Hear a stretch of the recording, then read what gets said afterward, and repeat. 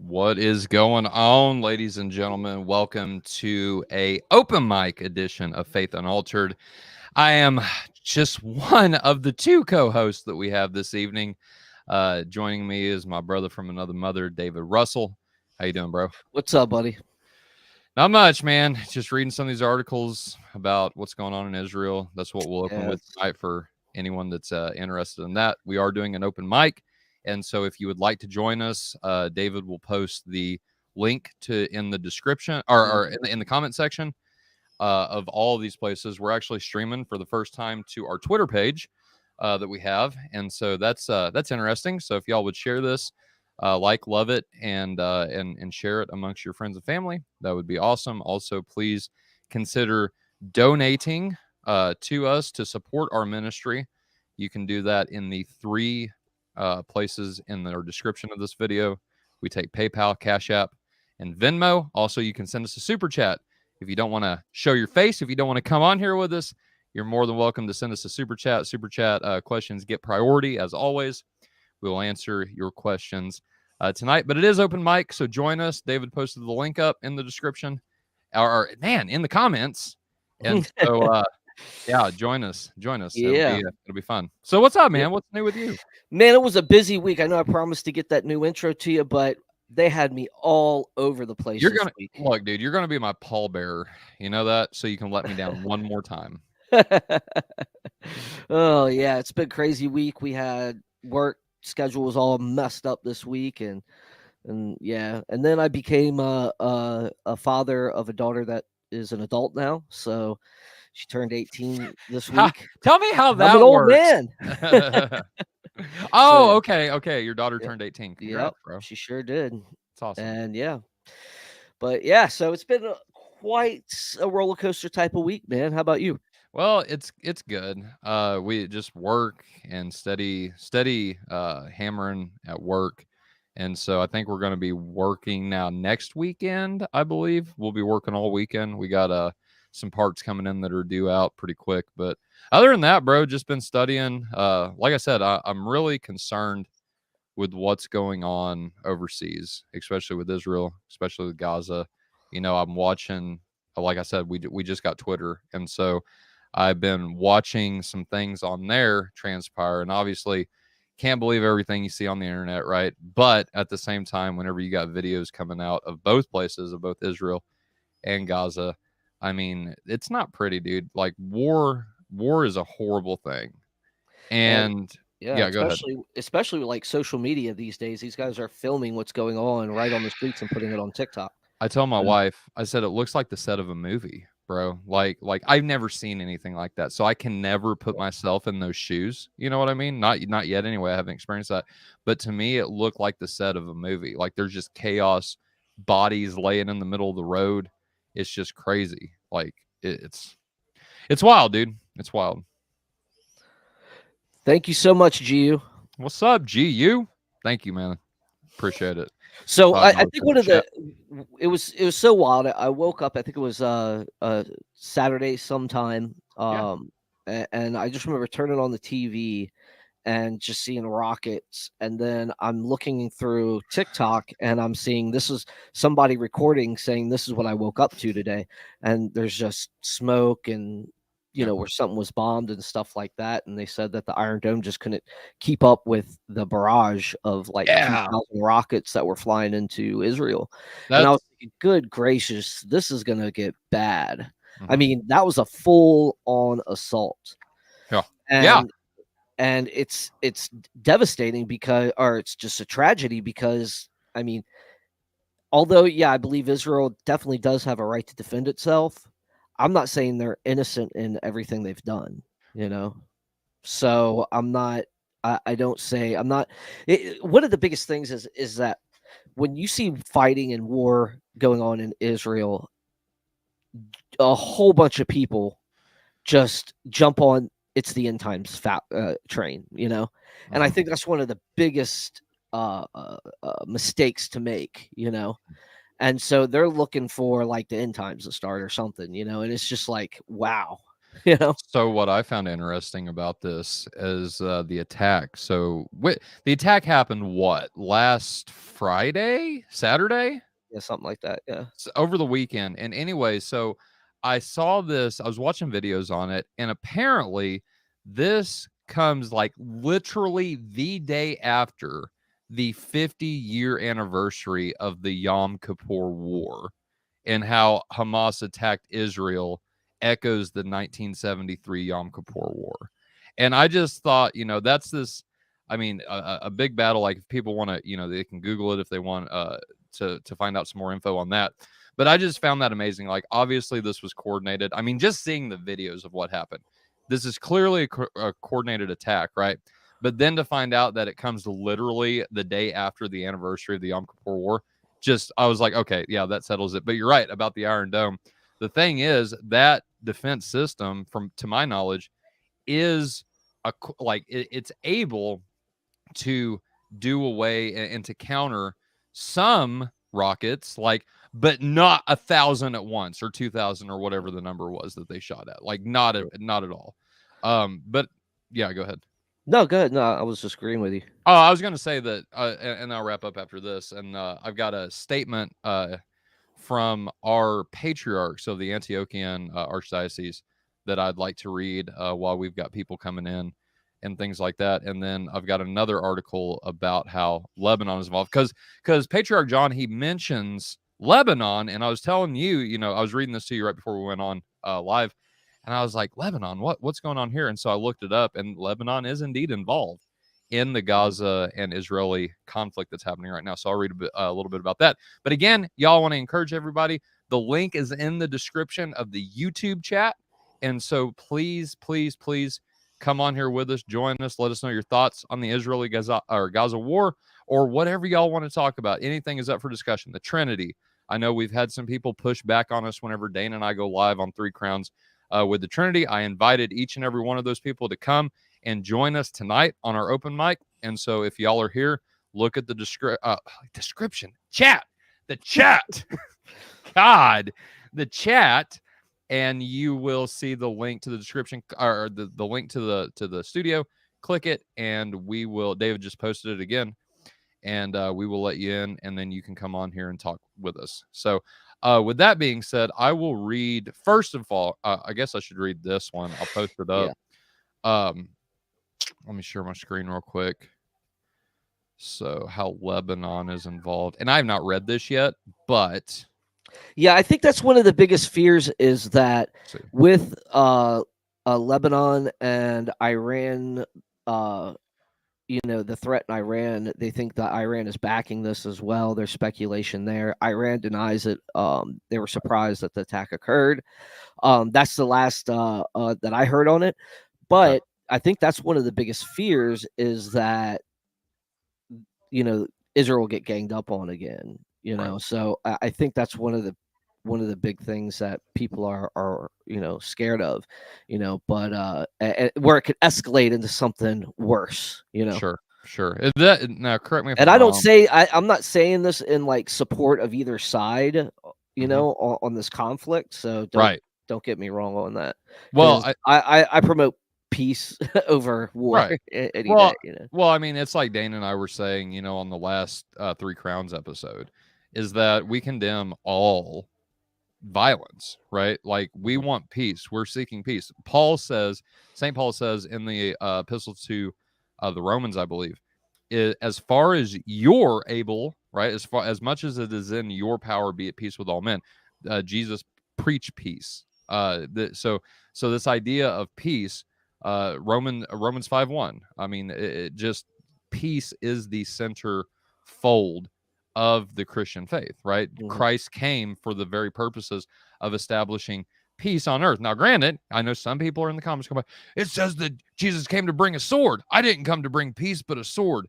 Right. But look at what he did on the cross. That's the point that we're trying to make. The center of the Christian religion is the crucifixion, the death, burial, resurrection, and life of Christ. It all goes together. And so with that, he's reconciling us to himself. And so yeah.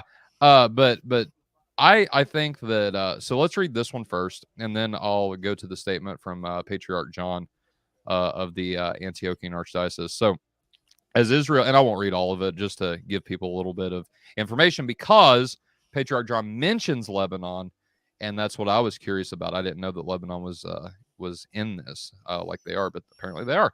So, as Israeli forces finish securing southern towns after the Hamas-led incursion and assemble forces on the border with Gaza, attention is also falling on the country's volatile northern frontier with Lebanon, where the Israeli army has been engaged in 4 consecutive days of clashes with armed militants. Various Palestinian factions in Lebanon have claimed responsibility for attacks this week into Israeli territory, prompting retaliatory strikes from Israel. But it is Lebanon's most powerful militant organization, Hezbollah, the Iran-backed Shiite group committed to the destruction of the Jewish state, that remains the most serious threat to Israel. With its vast arsenal of rockets and thousands of experienced fighters who gained combat experience in neighboring Syria's civil war, Hezbollah has long been seen in Israel as a formidable fighting force. Founded in 1985 to fight the Israeli occupation of southern Lebanon, Hezbollah, an ally of Hamas, has grown into a powerful organization whose leader, Hassan Nasrallah, has also transformed the group into an influential political force inside the country. And so that's basically the idea of what's going on. It looks like they've been in conflict with militant Hezbollah fighters for the last 4 days. And, the last, 5-6 days now. Today's the 13th, so this was posted up on October 11th. So that's what's going on there. So we will be on the lookout for any updates with that. And if anything breaking happens, we'll be sure to let you all know. But you want to say something, David? Or no, go ahead. Finish your thought there. Okay. I mean, other than that, like I was just going to turn to Patriarch John's statement now, but if you want to mention something, go ahead. No, go ahead and get it ready. It's just there's this lack that we have in this modern age for human dignity, and of course, it's always been a problem with mankind, violence and stuff like that, and but I mean, just to see what's going on over there, it really brings it front and center. So I think it's good that you read this statement. I think it's got some powerful words in it. So. Yeah, GU says that there's a good documentary on YouTube that Father Whiteford recommended called "The Stones Cry Out: Voices of Palestinian Christians," worth a watch. So I will definitely check that out. Have you ever seen that, David? Or I haven't seen that one, but I've been privy to other things that are similar to it about Palestinian Christians and how they were forcibly removed from ancestral homes when the state was created, and that was a very sad thing. So I mean, it's not just affecting Muslims and Jews; it's also affecting Christians, and the Christians are unfortunately in Palestine and in Israel. So I mean, there's it's a wild thing when you think about it. And don't get me wrong, I'm not saying that Israel shouldn't exist. I think Israel should exist. And I know there's been violence done on both sides. I'm not saying that there's one over the other. I just don't believe that. It's been going on for centuries, this conflict. So yeah, nobody's innocent in this. Nope. And that's a sad thing. But anyway, thank you for that. So this is from, like I said, Patriarch John the 10th addresses crisis in Gaza. And again, I won't read the entire thing, but I thought this part right here was pretty good. He says this: "From this honorable residence, I say, enough oppression against the Palestinian people, enough scorn against all Arabs, I would say. Anyone who thinks or believes that by starving the Palestinian people, the Syrian people, or even the Lebanese people, they can conquer anyone who thinks that this is the way to achieve their objectives is mistaken. I would even say that they are committing a crime against these people. Peace does not come from the bodies of children, killed people, innocent people, and women. Peace comes when the decision makers in this world realize that our people have dignity as all the peoples of the world. We are not advocates of war. We reject violence and killing, and we are seekers of peace. But at the same time, we seek justice and have a right that we will not give up. This is what happened a few days ago in Syria during the incident at Homs, where many were killed and many others were injured. His Eminence Elias and I have pondered together In the event of all this anxious, difficult, sad, painful, delicate, and sensitive situation, where is Lebanon and where are the officials in this country so dear to us? Remember, the militants were fighting in the last article that we read, but the officials seem to be out of this, according to John, Patriarch John. Isn't it time, facing all that is happening, for everyone to return to themselves, to join hands, to rise above selfishness and personal interest, and to work all together for the benefit of Lebanon and the Lebanese people? Where is the dignity of the Lebanese person who is undergoing all this suffering and has lost a life's income after they stole their money from banks and made them go through all the tragedies? We call out aloud for all concerned authorities to meet and carry out presidential elections. We hope this to be the basis for a whole reform process and fighting corruption somehow, for the Lebanese people to enjoy their dignity, and for the good functioning of the constitutional bodies and the normal functioning of the entire country. And I agree. I agree with Patriarch John, obviously, that we strive for peace. And this also goes to the people in that I've seen. And David, I don't know if you've seen this on social media, but it seems like there's very, very, and I don't know if left wing, right wing, whatever. It seems more like it's coming from the left than the right, but maybe a combination of the both. But this idea of decolonization, that is just basically a synonym for it's okay to mass murder and kill people, right? That's cool. Genocide's fine as long as we're doing it under the name of decolonization. And I just think that's sick. I think if you're advocating for that, then you're advocating for the murder of innocent people. And, you know, no matter how bad, no matter which way you want to spin that, and again, this is just my opinion, but no matter which way you want to spin that, what you're advocating for without saying it, which I think is cowardly, is genocide and mass murder. So I don't know if you've got anything to speak on that, David, but I just found that. Yeah, it's a very human thing to do. Yeah. You know, a fallen human nature, you know. So I mean, Yep. every generation there's a genocide, you know. However, I think what you're saying here, and I agree with you, is that there is a welcome, Matthew. What's up, Matthew? Hey, how's it going? Good. Pretty good. Yep. Yeah. Go ahead. Well, I was just going to say happy Day of Terror to everyone. I hope everyone's safe out there. No, I wanted to kind of, I guess you guys were talking about the whole Israeli Gaza thing. And I think it's interesting that, you know, all of the right-wing people, and I guess I would consider myself probably more right-wing than left-wing, but still, they've already established that the media lies, they make up things like this, and now all of a sudden they are supporting everything they say. Right. And it just seems kind of hypocritical to me. And also with evangelicals, and I mean, I guess I would technically on some level be a Protestant myself, like I believe in salvation through grace and faith and all that. Sure. But they are also calling for, you know, this genocide of these people. And it's just crazy to me how people that have already established that the media is lying to us about everything. And then even Donald Trump, he is now, you know, he's not calling the media fake news anymore. He's sort of like supporting everything they say about what we should do. And I'm not saying that, you know, nothing was done in Israel. I saw the videos of the hang gliders, which is kind of silly looking, and all the attacks and things like that. But, you know, we know that they have always done this type of thing to get everyone to rally around their wars. And I just don't know why we're doing it now. It's so old and just overdone at this point. Yeah, I hear you. Money. I was gonna say, yeah, you know, I was gonna say, yeah, it's a big part of it. I was gonna say earlier, and I was in my thought, I was saying, you know, we live in an age of hypocrisy. I mean, we have the tolerant here, that are intolerant if you disagree with them, you know, and like Tyler was saying, you know, it gets to the point where they start advocating violence because they have erased the dignity of the person and labeled them as a cause to get rid of.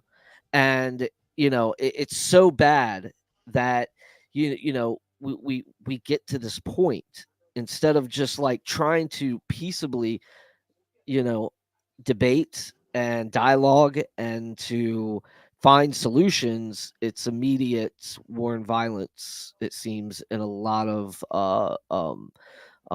situations. Especially, I mean, we have over here in this country, we have people not letting people speak at college campuses. You know, Antifa gets mad and starts going off, and you know, it's just like Tyler was saying, it's hypocrisy. You know, like you're saying, it's hypocritical. You know, and to me, it just blows my mind. It just blows my mind. Yeah, I mean, it really is definitely hypocrisy at its very core. And it's just amazing to see, you know, obviously if they were over there, if there these paragliders really did break in, and I'm not saying it's all made up. I'm not sure some people died. But then to just sign off on a genocide of the Gaza Strip and say, yeah, we got a carpet bomb. I mean, why Hamas? I mean, when you compare the two militaries, I mean, there's no comparison. Israel has one of the best air forces in the world. They have an unbelievable military, a crazy defense system. And then compare that with Hamas, which are like the run-of-the-mill kind of terrorist dudes.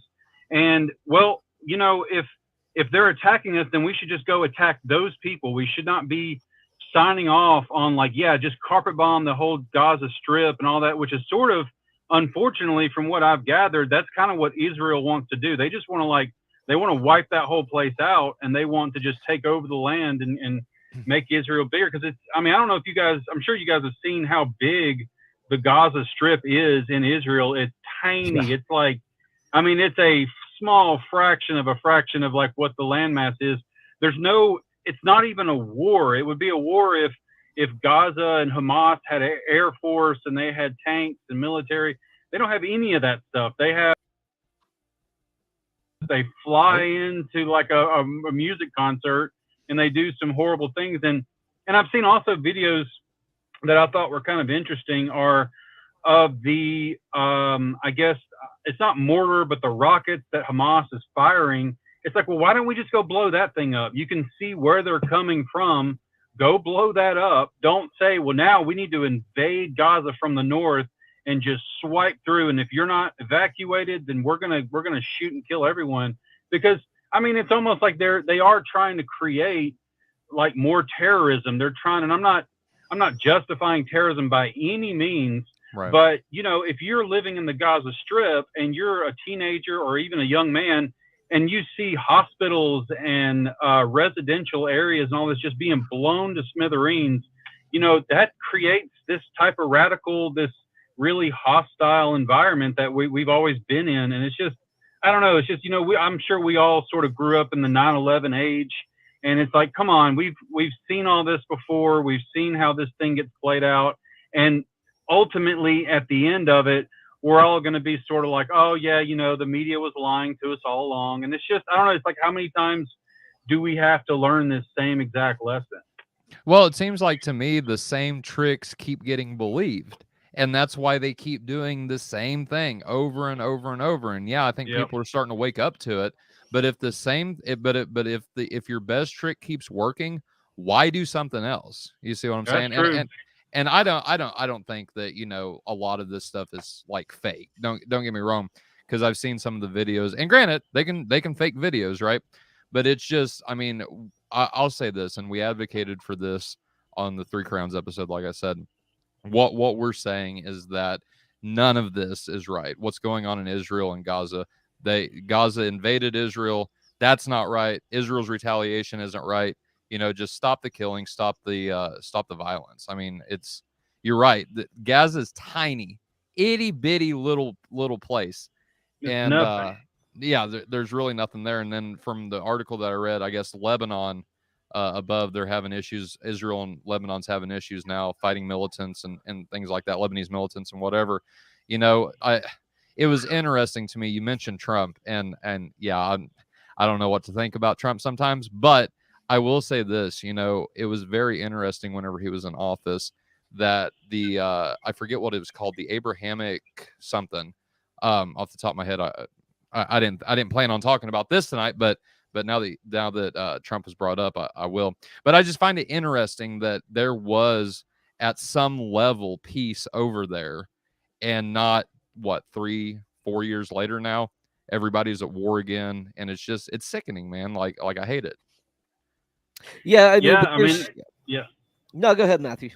You're our guest right now. Well, no, I mean, I was just going to agree with what he said. I mean, and Trump really the big. I mean, I guess it shouldn't be a shock to me because I'm with you, Tyler. I kind of supported Trump a little bit, maybe in 2017, 2018. Right. I didn't like what he did during 2020. The whole shutdown, Project Warp Speed. I mean, I'm not going to go into all that, but I mean, all that was really Trump, and so. And then now, just to see him all of a sudden, there's no fake news, there's no fake media. No. Everything now that they're saying is true. I mean, he's suddenly just flipped, and the media that we know for ages has lied to us is now suddenly trustworthy. That's interesting. Mm-hmm. Yeah, and I want to throw a disclaimer out there too, because it's hard to really deny what we're seeing on social media, like with people's home body, cameras and stuff like that, what they're showing. A lot of the B-roll comes from people that are actually over there witnessing the thing. And I'm going to be the first to say, I don't know the situation over there. I'm not privy to the intelligence reports that Israel gets. I'm not privy to any of it. So I do want to throw that disclaimer out that I don't know if there is some intelligence reports over there that, they have to go into Gaza to get Hamas out, because there is a large network of underground tunnels and so forth that are over there where these guys come to it. And it's not unlike them to start shooting those rockets from the top of school buildings. We know that happens. So we're not saying that Israel is the worst thing ever and they're all to blame. No, Right. There's innocent people that are getting hurt there as well. And there's innocent soldiers that are made to serve in Israel's army that are in a war that they probably don't want to be in, so the whole situation is sad. And I'm not going to say Israel's the bad guy here. And I'm saying Palestine's the victim here. Mm-hmm. What I do want to say is that I disclaim that I know everything that's going on over there to take a side either way. There's a lot that has gone on there, and it's not black and white. It's definitely a lot of gray. Well, yeah, and they're already kind of forcing that duality on us where it's like, no, you're either with Israel and you're with the complete annihilation of Gaza, or you're with Hamas. There's no no, wait a minute. We're like, right. I live in America. I'm a Christian. I'm not Muslim or Jewish. I mean, honestly, I don't like any genocide, but this doesn't concern me. This isn't our fight. This isn't our place to start taking up some kind of side or the other. And they're already making it a right versus left thing where the right are all like pro-Israel, which is interesting in a lot of ways. And then the left is like the Hamas and all that kind of stuff. And I don't know, I don't know about the timing of it, but there's just always something like this going on during election seasons, especially. And I'm not saying that that's what initiated all of it, because I know American elections are a whole separate issue from the Hamas and the Israeli conflict. But it's just always convenient that whenever we're coming up on an election year, there's just these crazy hard lines that are drawn in the sand. And it's like, you're with this or with this, you're with left, like you were saying, black or white. And it's like, there's a lot in the middle. There's a lot on the outside that it doesn't, you don't have to pick one or the other, really. You just be against, all slaughter, Yep. And I think that's one of the greatest things that was one of the greatest witnesses, and it got overlooked early in Christian history, was that the Christians refused to go to war with Rome with the Jews. And that caused a huge divide, between early Christians and Jews. But it was the Christian stance of saying, no, we're not getting involved in a war. We're trying to preach the gospel. And I think that's, as Christians, that's the side we got to remain on, the side of the gospel, and still reach out and give the gospel to people that need it. And keep in mind, people, there's always a third option. Like both Matthew and David said, it's not this or that. That's a false dichotomy. By definition, there's always a third option. And so you're right, Matthew. I think that, division is key during the time of an election. And you're right. I think that there's something here. But what that is, I don't know. But I've found the same pattern to be true. Anytime that there's an election getting ready to happen in a big country, and we're pretty big, right? Or pretty important, I guess I should say, is there's always this idea that division, no matter what it is. You had at the time, for example, at the time of just our most recent election, what did you have? Vaccines versus anti-vaxxers. I mean, it's all over the place. Mask versus no mask. It's like, dude, come on. Now we're on a whole entirely different level with this. Do we eliminate Israel? Do we eliminate Gaza? Neither is the answer to that. You see, we try to preach peace, and we live in a fallen world, obviously, and there are things that are going to happen. I mean, that's every day. We're all adults. We can all accept that. But again, I just must reiterate what St. Paul said. As much as it is in our power, your power, my power, David's power, all of our listeners' power, we are to be at peace with all men, everybody. And I think that statement speaks for itself, you know. And this comes from a guy that's not a pacifist. I do believe in defense. So, defending yourself, defending your family. Bro, I got my 2A right now. Yeah. I mean, but that's for us. It's the obvious last resort. It really is. And like I said, we don't know everything that's going on over there. But there is one thing I do want to address, and I mentioned a little bit earlier, is people gearing up for the end times.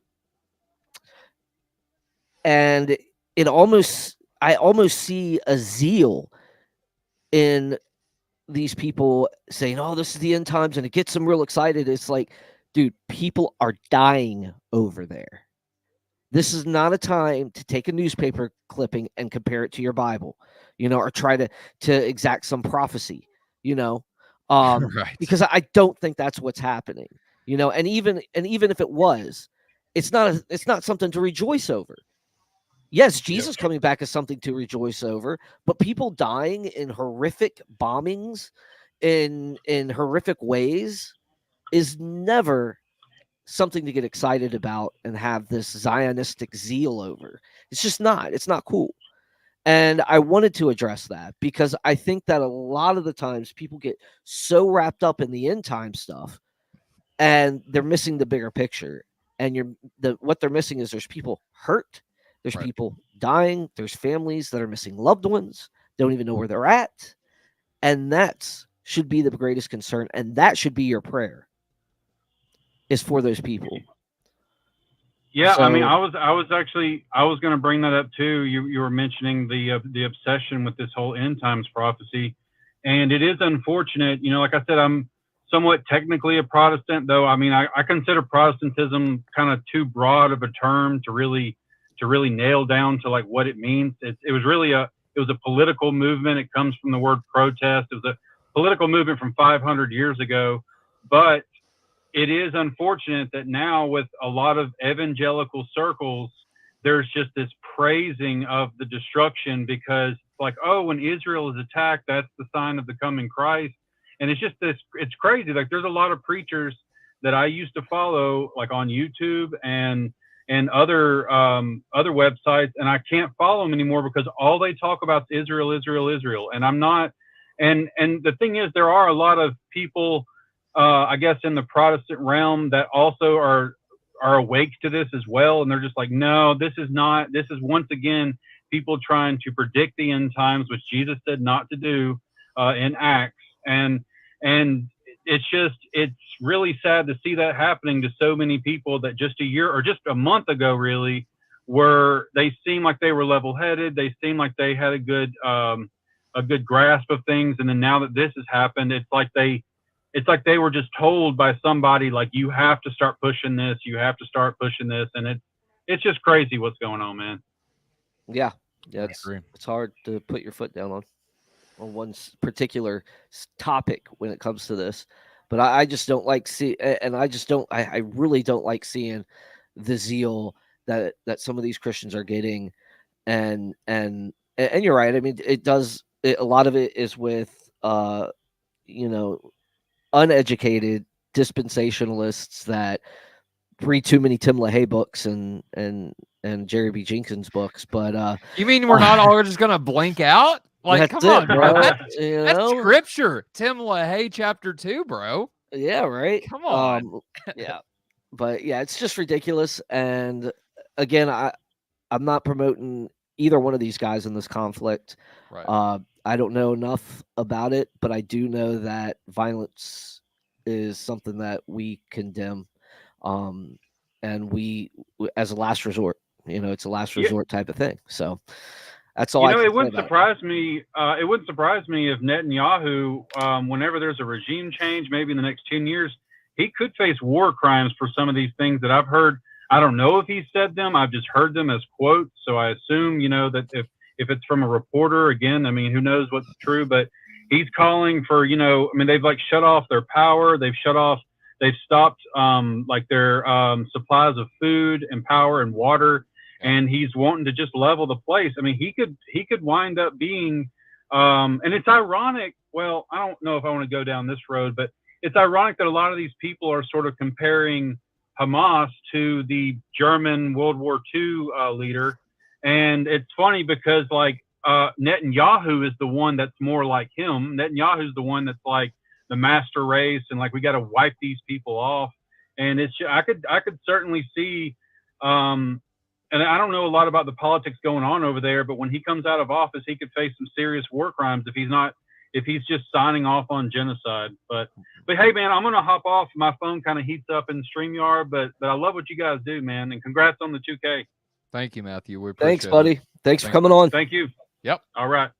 Speaking of that, what Matthew just said, we will. I think it's a good time to announce this. So we've been kind of talking just death and just destruction, and it's like it's bringing me down, bro. I can't be brought down. I got to get up a little bit. And so, like Matthew said, we just hit our 2,000 mark.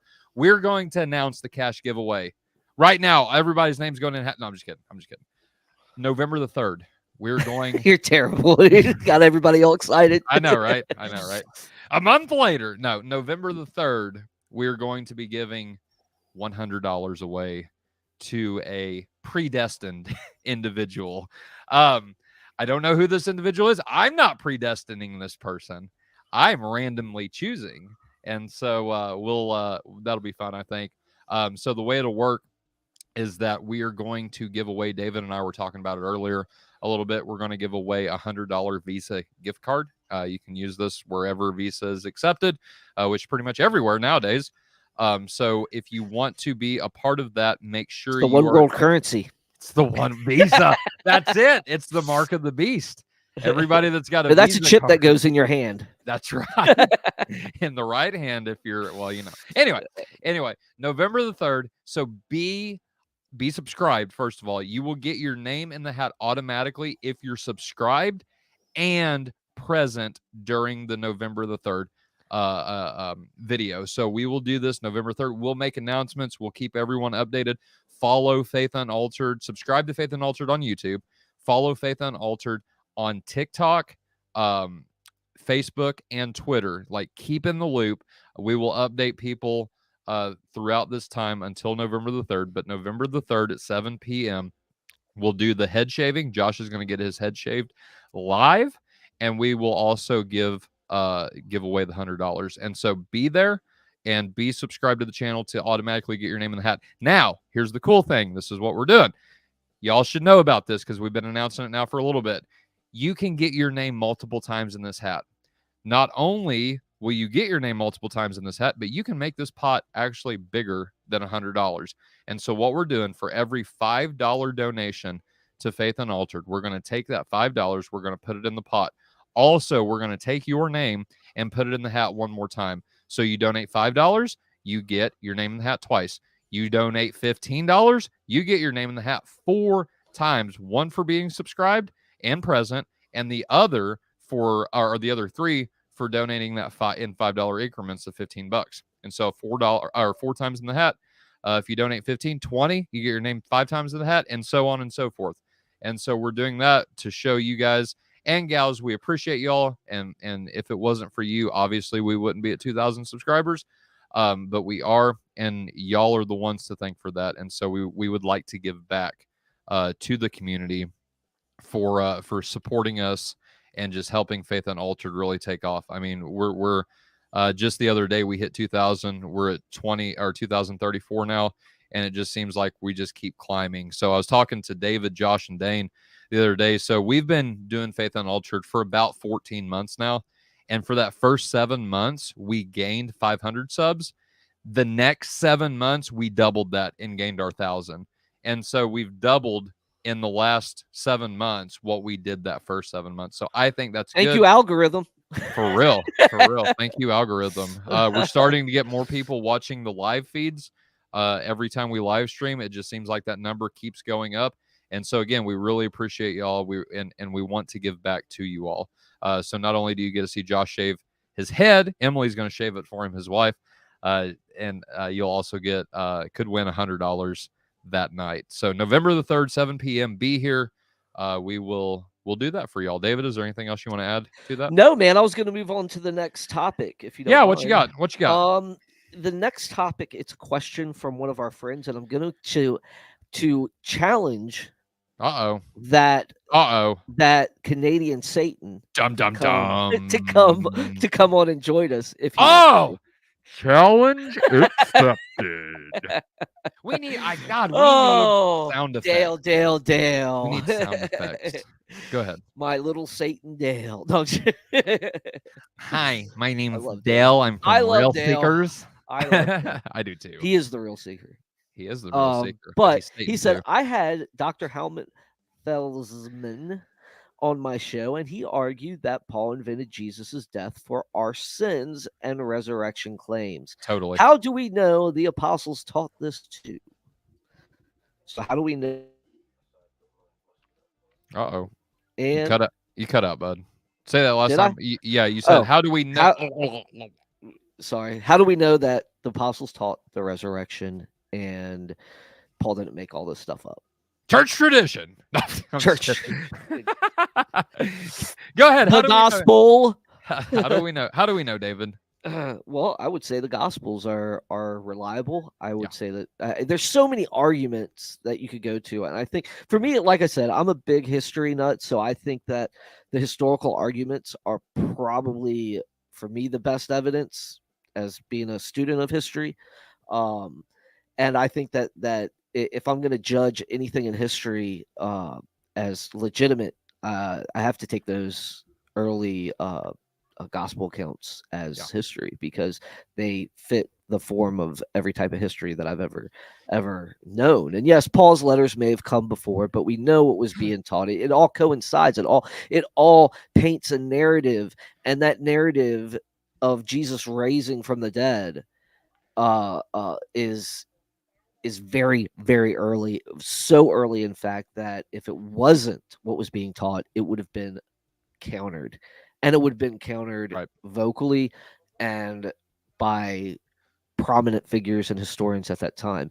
If it was something that was if it was something that was made up, it would be countered. But if it's something that slowly spread, like I don't consider Christianity spread slow, but it's a lot faster in the ancient world than any other thing. But yes, Paul's letters were being circulated before the Gospels were actually being circulated that we know of. We could say that it depends on what date you're going to take for the Gospels being written. If you're going to take the earlier date, I think there's incredible evidence that can support that. But even if not, and you're taking the later date, it still would be the tradition of the resurrection being spoke, the Carmen Christi when that was written, all these early indicators that what was taught was that Jesus was God, he died, and he rose again, is prominent. And if it was something that was just historically faked or propagated, I don't see that as an option, because it would have been countered. I think it would have been well countered. So. Right. I was thinking about this since and that's just one argument. Sorry. Well, I'm going to give another one. So I was thinking about this since our discussion with David Kimball Cook about the resurrection and different things like that. And so let's apply this now to Dr. Helmut Felsman. Let me put this back up so I can see what we got going on. All right. Paul invented Jesus' death for our sins. Res claims. Here's my question to that. And first and foremost, what's the evidence that Paul did this? What? Because here's the thing. There isn't. Here's the thing. Paul, if we can believe the gospel accounts, right, which I'm presupposing that we can, okay? I believe the gospels are reliable, just like David. Here's the thing. Paul is a self-proclaimed Pharisee. Paul is a self-proclaimed Jew of Jews, right? Here's my question. What benefit does Paul have for making up this story and literally losing everything he ever worked for? That's my question. If Paul invented this, not only does he get his head lopped off in the end for it, right? By the way, who dies for what they know to be a lie? Just saying. Somebody, Tyler, I'm going to make up a story, and then at the very, very end of it, right, I'm going to die for this. Now this is just me. I guess there's some crazy ones out there, but I would say, guys, I was just kidding. Like, total BS. You know what I mean? Tyler, let me jump in just here because I'm going to ask you a question. Oh, boy. Here we go. Go ahead. What if Paul did recant at the end, but Nero being crazy, he just chopped off his head? Totally. That's the same argument that this guy is making for his or making in his claim. It's something that you can't obviously know. It's something that's not historically recorded.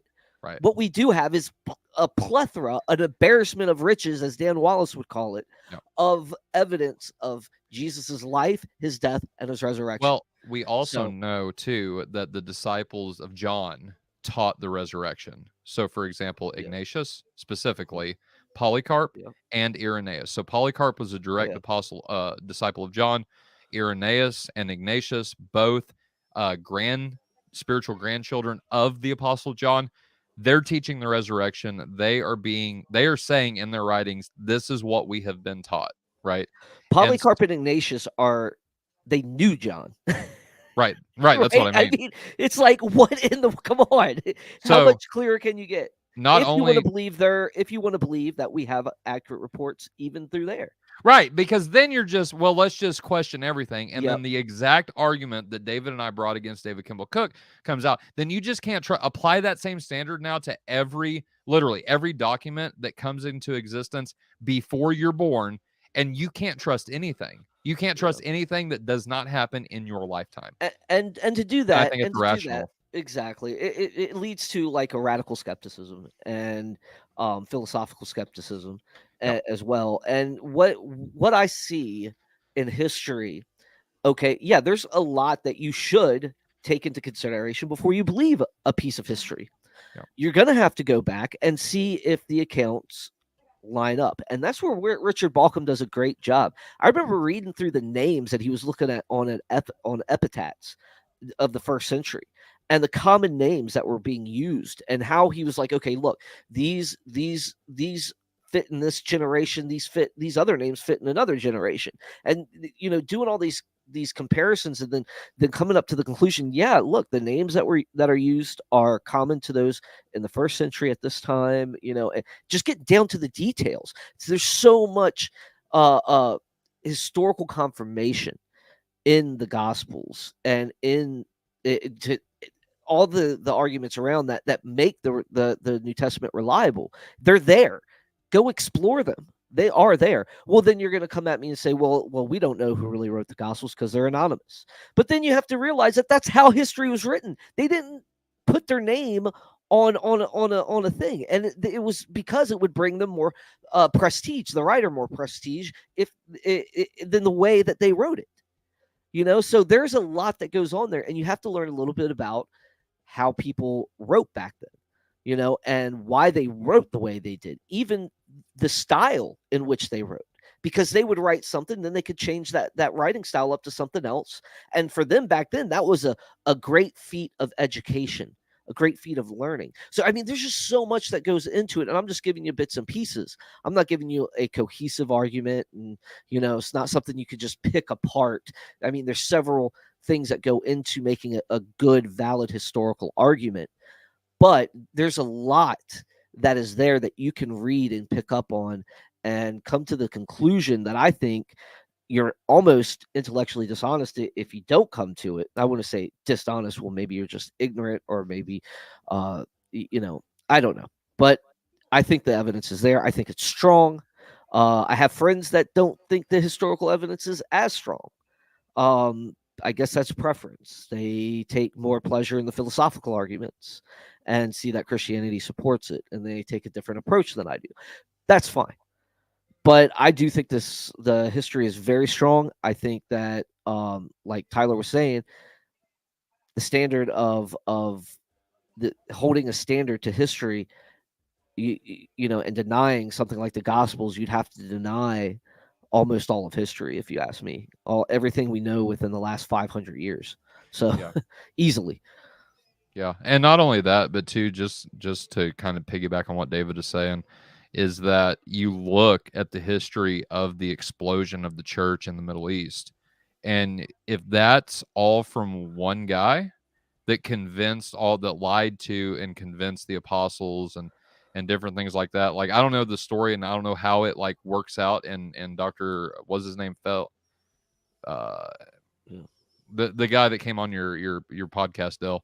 But if Paul just did that, I think that you have to have a plethora of other people working together, right?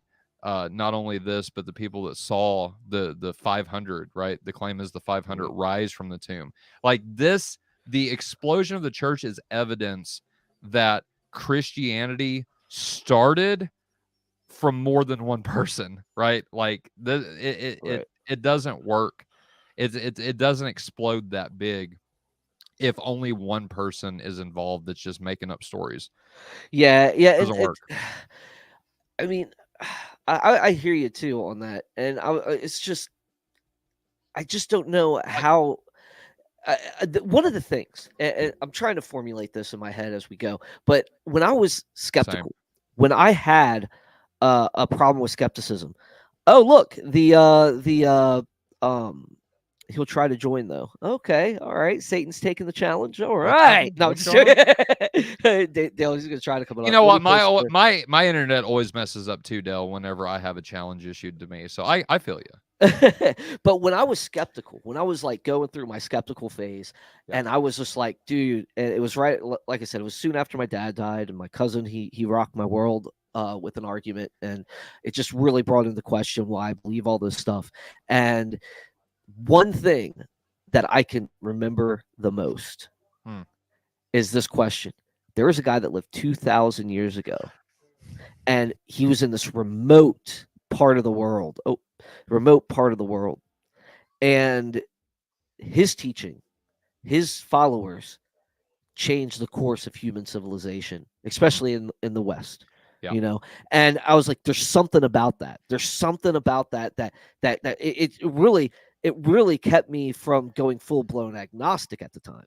Right. Because it's like, dude, 2,000 years ago, I mean, people without violence. But bro, yeah, exactly. And people didn't. Yeah, and the way of the world was violence, right? Rome conquered this. You conquer this. You conquer this. Islam but expands. He created an entire kingdom and people with not one thread, not one drip of blood, but his own.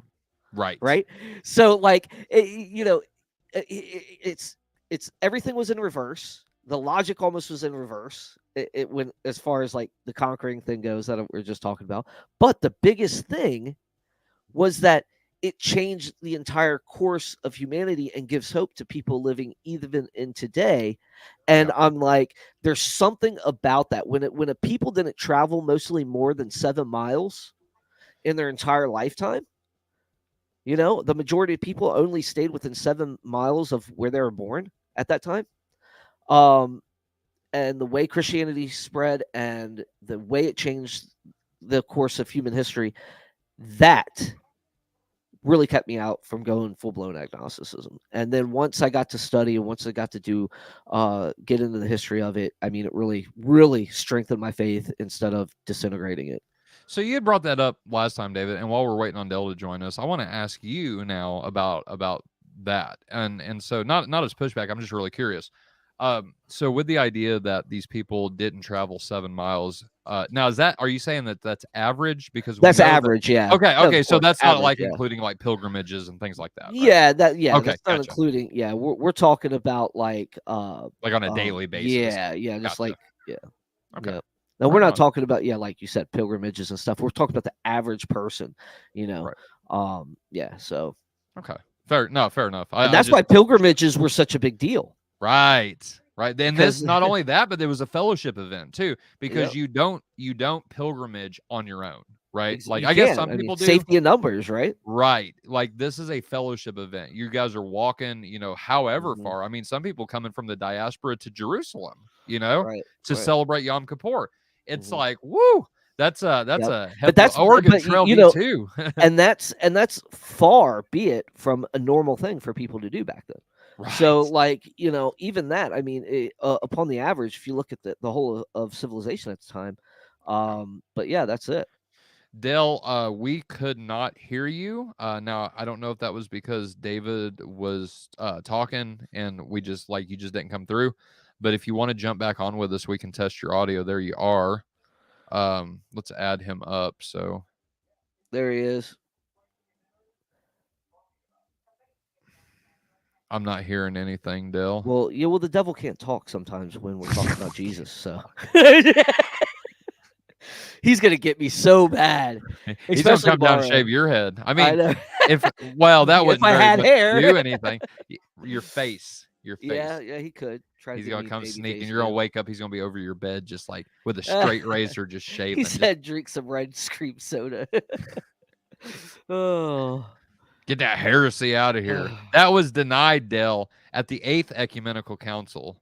So red cream soda was off the list at that point, bud. So you gotta do better than that. Anyway, so I was watching while we're waiting. I was watching an interesting. So you're familiar with the apostate prophet, David? no, I'm not. No? Okay. Nope. So I'm surprised because was it him and IP? I don't know. I thought him and IP did some work. But anyway, apostate prophet, him and David Wood does a lot of work together on Islam. But anyway, apostate prophet is this basically apostate Muslim. And so he became a skeptic of Islam later on in his years. But I was watching a video earlier a couple days ago about, now have you ever heard of the Kaaba? I have. I'm not quite sure. You'll if know. I know what it. Okay, go ahead. You'll know. It's the big black square. Oh yeah, that definitely. Muslims pilgrimage to. Oh yeah. Okay. Yep. So I was watching some videos on the Kaaba because I was interested in what in the world this is. And apparently, and I guess I'm just talking about this to not only fill some time, but like I said, I found it interesting. Dale, if you want to test your audio, you can. While I'm going into this, but I found it interesting because there's this argument coming from Muslim apologists, and Dale, if you can get your audio going, I'd love to hear your comments on this as well. That the Kaaba in Mecca, right? This is where this black stone is. This is where this whole house. So the story goes that God with Adam, right? Or no, I'm sorry. Was it? I think it was Adam. I'm pretty sure. I'm going to get messed up. So if I'm trying to think of details. Anyway, God told, it was either Adam or Abraham, to build this holy place, build this house. There will be they started walking around it, yada, yada, yada. Anyway, long story short, they build the house. They get it almost perfect. And there's a cornerstone that is missing. And so I'm pretty sure it was Abraham now that I think about it. So Abraham and Isaac, it was Abraham. Isaac goes out, finds the last piece, the last stone of this house, this holy house that God commanded Abraham to make. And he finds this white stone that's apparently sent from Gabriel, yada, yada, yada, right? So he puts the stone into the corner. The house is complete. And over time, this stone that is given from heaven turns black. It's pure white when it's given, but over time, because men became corrupt, because they kept other people down throughout the generations after Abraham and Isaac, they set up idols in Mecca, apparently. And basically, this stone turns black. Okay, so the reason I'm saying all of this is because this idea that the Kaaba is somehow sacred to especially Abraham and Isaac, don't you think that would be in not only Jewish writings, but also Christian writings as well? Because think about it. We've kind of got this thing for holy places. Jerusalem is our number one holy place, right? Where David builds his temple, or Solomon builds his temple, excuse me. This idea that Jerusalem that is holy, not only that, but we see ideas of holy places in the New Testament. So think about the Mount of Transfiguration. What did Peter want to do? As soon as Jesus, Moses, and Elijah appeared with Jesus, let us set up altars. Let us set up this sacrificial place because of the holiness of the spot, right? So here's my point that I'm trying to make, and this is the point that apostate prophet said, is that if this was legit, if the Kaaba was legit, there would be evidence of it not only in the Old Testament and Hebrew Bible, but also in the New Testament Christian writings as well. And David, I'm curious, like, what are your thoughts on that? Do you think that that's accurate? I think that's accurate. But I'd love to hear your thoughts on it. Just, kind of hearing me explain how it goes. And I would are. probably push back, and let me play devil's advocate a little bit here. Okay, awesome. Or Muslim advocate a little bit here, but same difference. I would probably, and any Muslim can correct me if I'm wrong. They probably actually do have an apologetic for this. I would love to hear it, but I would say that due to the animosity that the Jews may have had for Arabs, and that the claim that the Muslim makes about the Arabs being the true descendants of Abraham and this and that, there's probably something along that line of defense, in that maybe the Jews wouldn't have written about it because it would have given credence to the claim that Muslims make. So that's probably the pushback I would give if I knew any argumentation for it. But my question then at that point, and maybe it's not, like, maybe it is, maybe it's not, but if a Muslim were to push that back on me, I would just push it right back. The whole family was doing it, right? Like, according to their sources, Isaac's the one that found this black stone, or this white stone, right? Yeah. And so this idea that Abraham, Isaac, and Ishmael as a family unit are offering God worship at this house. I mean, family worship was a thing, right? Yeah. And so it's not like Ishmael's out doing his thing, but the key thing that gets me is this idea of Isaac doing it, especially with what you just said, David, that, let's see, Muslims claim all the old, right, exactly. That's their go-to. All the Old Testament scriptures were corrupted, all the New Testament scriptures were corrupted, and now the Prophet Muhammad comes back, 600 years later, 400 years later, something like that, after Christ, and tries to straighten up everything. Hey, and Joseph Smith did it a couple thousand years later. Bro, that's another thing too. This idea of the similarities between Mormonism and Islam. Yeah, I mean, a lot of people say they're strange bedfellows in a way. They are, except for the fact that Mormons admit to polytheism. So, how many wives did Muhammad have, bro? I'm just saying. Oh wait, you said polytheism, not polygamy. No, not polygamy. Yeah, same thing. No, I'm just kidding. But no, polytheism. Yeah, that's right. And then Muslims are strict, like Unitarian monotheists. Right. Mm. So, but anyway, I found that, like I said, interesting. And I would recommend anybody, if you're into Islamic apologetics, check out Apostate Prophet. Super chill dude. I would love to get him on the show just to talk about Islam. Like, that'd be in his story. But anyway, what's up, Faithful Theology? How you doing, bro? Hope you're doing well. Yeah, Tim Fisher says 600 years later. My question is for this, and this goes back to the reliability of the Old Testament, New Testament. Where's the evidence? Where's the evidence that our scriptures are corrupted? Yeah, and that's the thing, is you got to make a cohesive argument that So, and they make a lot of the same arguments atheists would make against it. So, right, there's no, and I'll just say this as a student of Greek, to my knowledge, the similarities between the manuscripts that we have that span throughout the centuries are absolutely, like, just in my mind, divinely preserved, right? Are they word for word? Of course not. There's variants in every ancient document that has copies of itself, right? But the point is that the similarities between the two far outweigh the differences, and I think that is the main test. And David, maybe you can speak on this a little bit. That's one of the main tests that we show our Islam, our Muslim friends, and our atheist friends, that the scriptures weren't indeed corrupted. The New Testament. Oh, anyway. Yeah, we can do that. We could do that fairly. I mean, it just takes a little bit of research. I think James White versus who was he arguing against? Oh man, I can't remember. But was it Shabir Ali? I don't. It might have been. I can't remember now. But he did it. No, he did Bart Ehrman. He debated his debate with Bart Ehrman. I think he did a great job at presenting a quick case that actually showed the preservation of the New Testament very well. So, right on. I would love to have a conversation about this sometime. Mormonism is based on Freemasonry. Please explain, because that would be that'd be interesting to talk about. I think.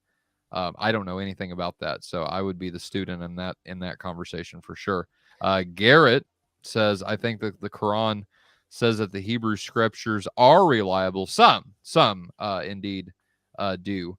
Are not some do, but some of the scriptures are reliable, but the corruption comes in as well, Garrett. And to my understanding of it, the pushback at that point would be, well, how do you define which is which? Right, especially given that all of our New Testament manuscripts, and I know that's not the Hebrew scriptures, but just using this as a point, especially when all of our New Testament manuscripts seem to line up, right? There's no variance that I know of that would actually change doctrine. And what we're talking about with variance is misspellings, different words being used, different elongation. So instead of just there's only Jesus, like 1%, 1 or 2%, Christ, something like that. So go ahead. I think they only have like 1% that could change the meaning of something, but nothing that is truly like doctrinal or right that would right. So, but anyways, Dale, welcome to the show. Are you with us, homie? No, he's still muted. Dale. I thought he went unmute there for a minute, but nope. Okay. Yeah. Let's see, GU says Smith. So Joseph Smith seems to pull in all sorts of stuff while creating his religion. Lots of Masonic imagery in their temple. Oh yeah, that's no doubt. No, that's no doubt. Yeah, I mean the whole secret handshakes, all sorts of stuff they do, especially when you. I don't know if you've ever read any or talked to anybody that has actually been to the big temple there, and they'll tell you some pretty crazy stuff. Yeah, and there's secret handshakes and certain rituals and stuff like that are done there, and yeah, it's very, very, very different when you're actually there. We should do story time with Mormons. Like, I'm serious. Like, give them like have testimonies of what they or story time with ex-Mormons or something like that. Like, I've never done a deep dive into Mormonism before, and so we have a lot of Jehovah's Witnesses around our neck of the woods. So Jehovah's Witnesses, Roman Catholics, that's the groups that are in our neck of the woods, and so I don't have any really need to dive into Mormonism because I'm not engaging with it at an apologetic level with the people that I'm close to, around here, like locally. So that's I got B-listed on them. They don't even come to my house anymore. So yeah. You got the big imaginary X on your house where they just kind of keep walking right on past. Yep. Mm-hmm. Yeah. Darn it. Yep. They don't. Yeah. I was fortunate enough to go up to when I was at work at Arlington and pulled some to the side, and they started talking to me a little bit, and that's where I found out that now Mormons actually embrace the notion of polytheism. So really, now I knew straight up. Okay, straight up told me. No, there's no candy coating. He just straight up, polytheism is a thing. Wow. I One of I the mean, I've got a Muslim- whole bunch of stuff I could say about that, but I mean, I don't like how would they justify? I don't know. Like, do they try? Do they try to justify the scriptures that deny polytheism? I didn't have that long to get into it with them. Gotcha. So, yeah. Dale said he's going to wait till 8:30, and if nothing, he'll take off. But I'm worried for my show tomorrow. Yeah, I don't know what's going on, bro. So. Told you, Dale. You need to get a new computer, man. But you want to just try to keep dinosaurs alive, man. Anyway, I mean, your C button doesn't even work. Yeah, at least get a keyboard, bro. Come on. Like, what are you doing with your life, Dale? No, we love him. He said, "Shut up, David." He's gonna get you. He is. I know. I'm gonna reap it. Well, unless it doesn't work tomorrow, and then I'll have to worry about it. He'll email me. He got me too. Oh. You know what? At least I can type a C, bruh. So do we got anybody else that wants to come on with us? You know, actually that their mics work. That would be preferable. I mean, you can come on with us and not have a mic working. I mean, but I don't know. Like, I would prefer if I could hear you. But David, if you want to hold down the fort just a second, I'll be right back. I'm gonna grab me some more to drink, and Go then ahead, I'll be right back. Go ahead. So far, I think story time with David Russell. Yeah, I mean, we have covered a lot. You know, just the war. He said, "Oh yeah, look at this. The war, the CC. I can do it." You goober. Oh, hey, there we go. We got somebody coming in. I'll be right back. All right. FT, how are you doing? How's it going? Good. Got a question for the panel? Not really. I was just joining. Yeah. So, what were your thoughts on the show so far? I actually just tuned in probably like 5 minutes ago. So we were talking about the historical reliability of the resurrection. Got any thoughts on that?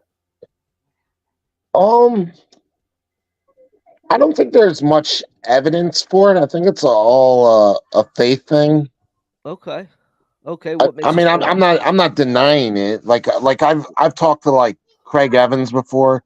He's someone that's like debated Bart Ehrman, and when you really dig into it, there's not too much like overwhelming evidence for it. But not that that's a bad thing. I think it's by faith anyway. Okay. So, tell us a little bit about yourself, man. So, my name is Richard. I run a YouTube channel called Faithful Theology. I interview like all different types of people. Okay, yeah. All right. So I interview like Mormons, Jehovah's Witness, all different types of scholars. Like I'll have anyone on. My background, I used to be a Oneness Pentecostal, and then I was a Biblical Unitarian, and I'm just came out of that probably like 6 months ago. So I've just kind of like just backed off and studying the Greek and just Why do you sound like Father Stephen DeYoung? Do you know who I'm talking? No, I don't know who that is. The only reason I have my camera off is because I don't have a shirt on. Oh. So I'm just sitting at the kitchen table without my shirt on. Well, usually I would show myself. Oh, you're good, bro. I saw your neck tattoo. Fine. What's it say? That's my 3 kids. Their names. Nice. I've always wanted other tattoos than on my arms and stuff, right? But I'm just like, I'm afraid. I'm a baby, and so I'm afraid it's gonna hurt. So anyway, like I'd like to get something, like just something, you know, either on my shoulder blade or around my neck. But anyway, welcome. Yeah. Thank you. Absolutely. So I was gone. I was grabbing a drink. What did I miss exactly? Well, David's gone. Hey, we're talking about the resurrection a little bit. Oh, okay. Right on. What you got?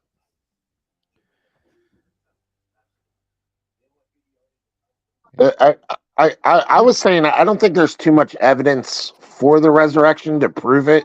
Not that I don't believe that Jesus wasn't resurrected. I think that's the whole reason of it. It's by faith. What do you mean by so we had this discussion last week with a guy by the name of David Kimball Cook. First of all, did you happen to catch that video? I'm sorry, what'd you ask?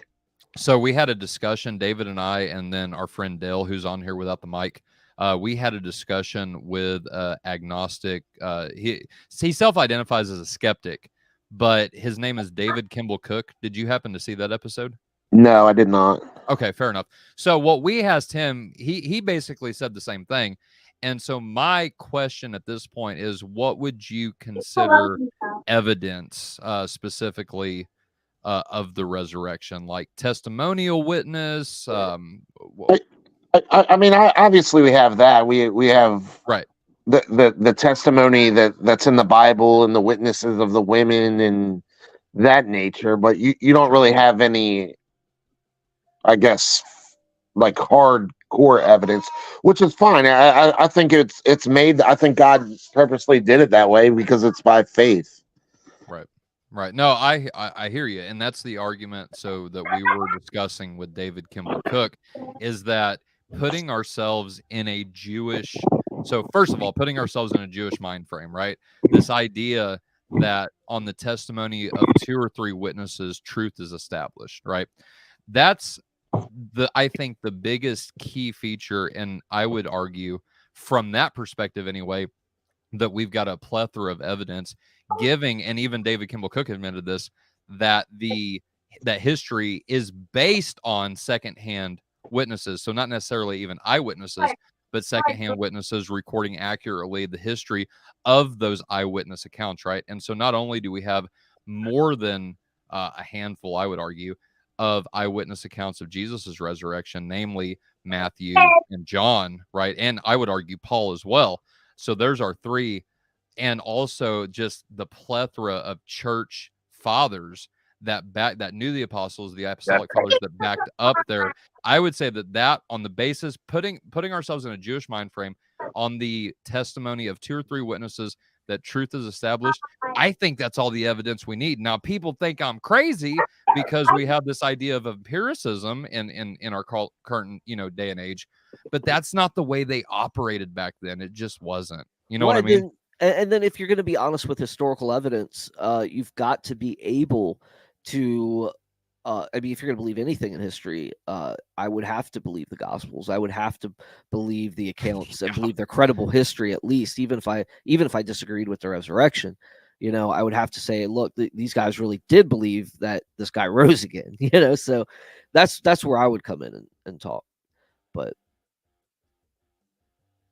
Dale, you with us or no? I know it's 8:30. You're going to give it a try, so go ahead and give it a try. And if you need me to remain on, I will to see if we can help you with this problem that you're having. Yeah, right. He's loading back up, it looks like. It looks like a connection. Yeah, but I interviewed Dr. Craig Evans on the resurrection. He's like debated Bart Ehrman on the resurrection, and he went pretty deep into all that. One of the things I remember him saying was the women were actually a greater testimony because they wouldn't actually use the accounts of women back then. Yeah. Because they actually didn't have like a say in anything. So yeah, that's one of the he's right. I mean, that was that is one of the evidences many apologists use because of their status and stuff like that. So the fact that the Gospels record that women found the tomb and not the men is a big deal historically.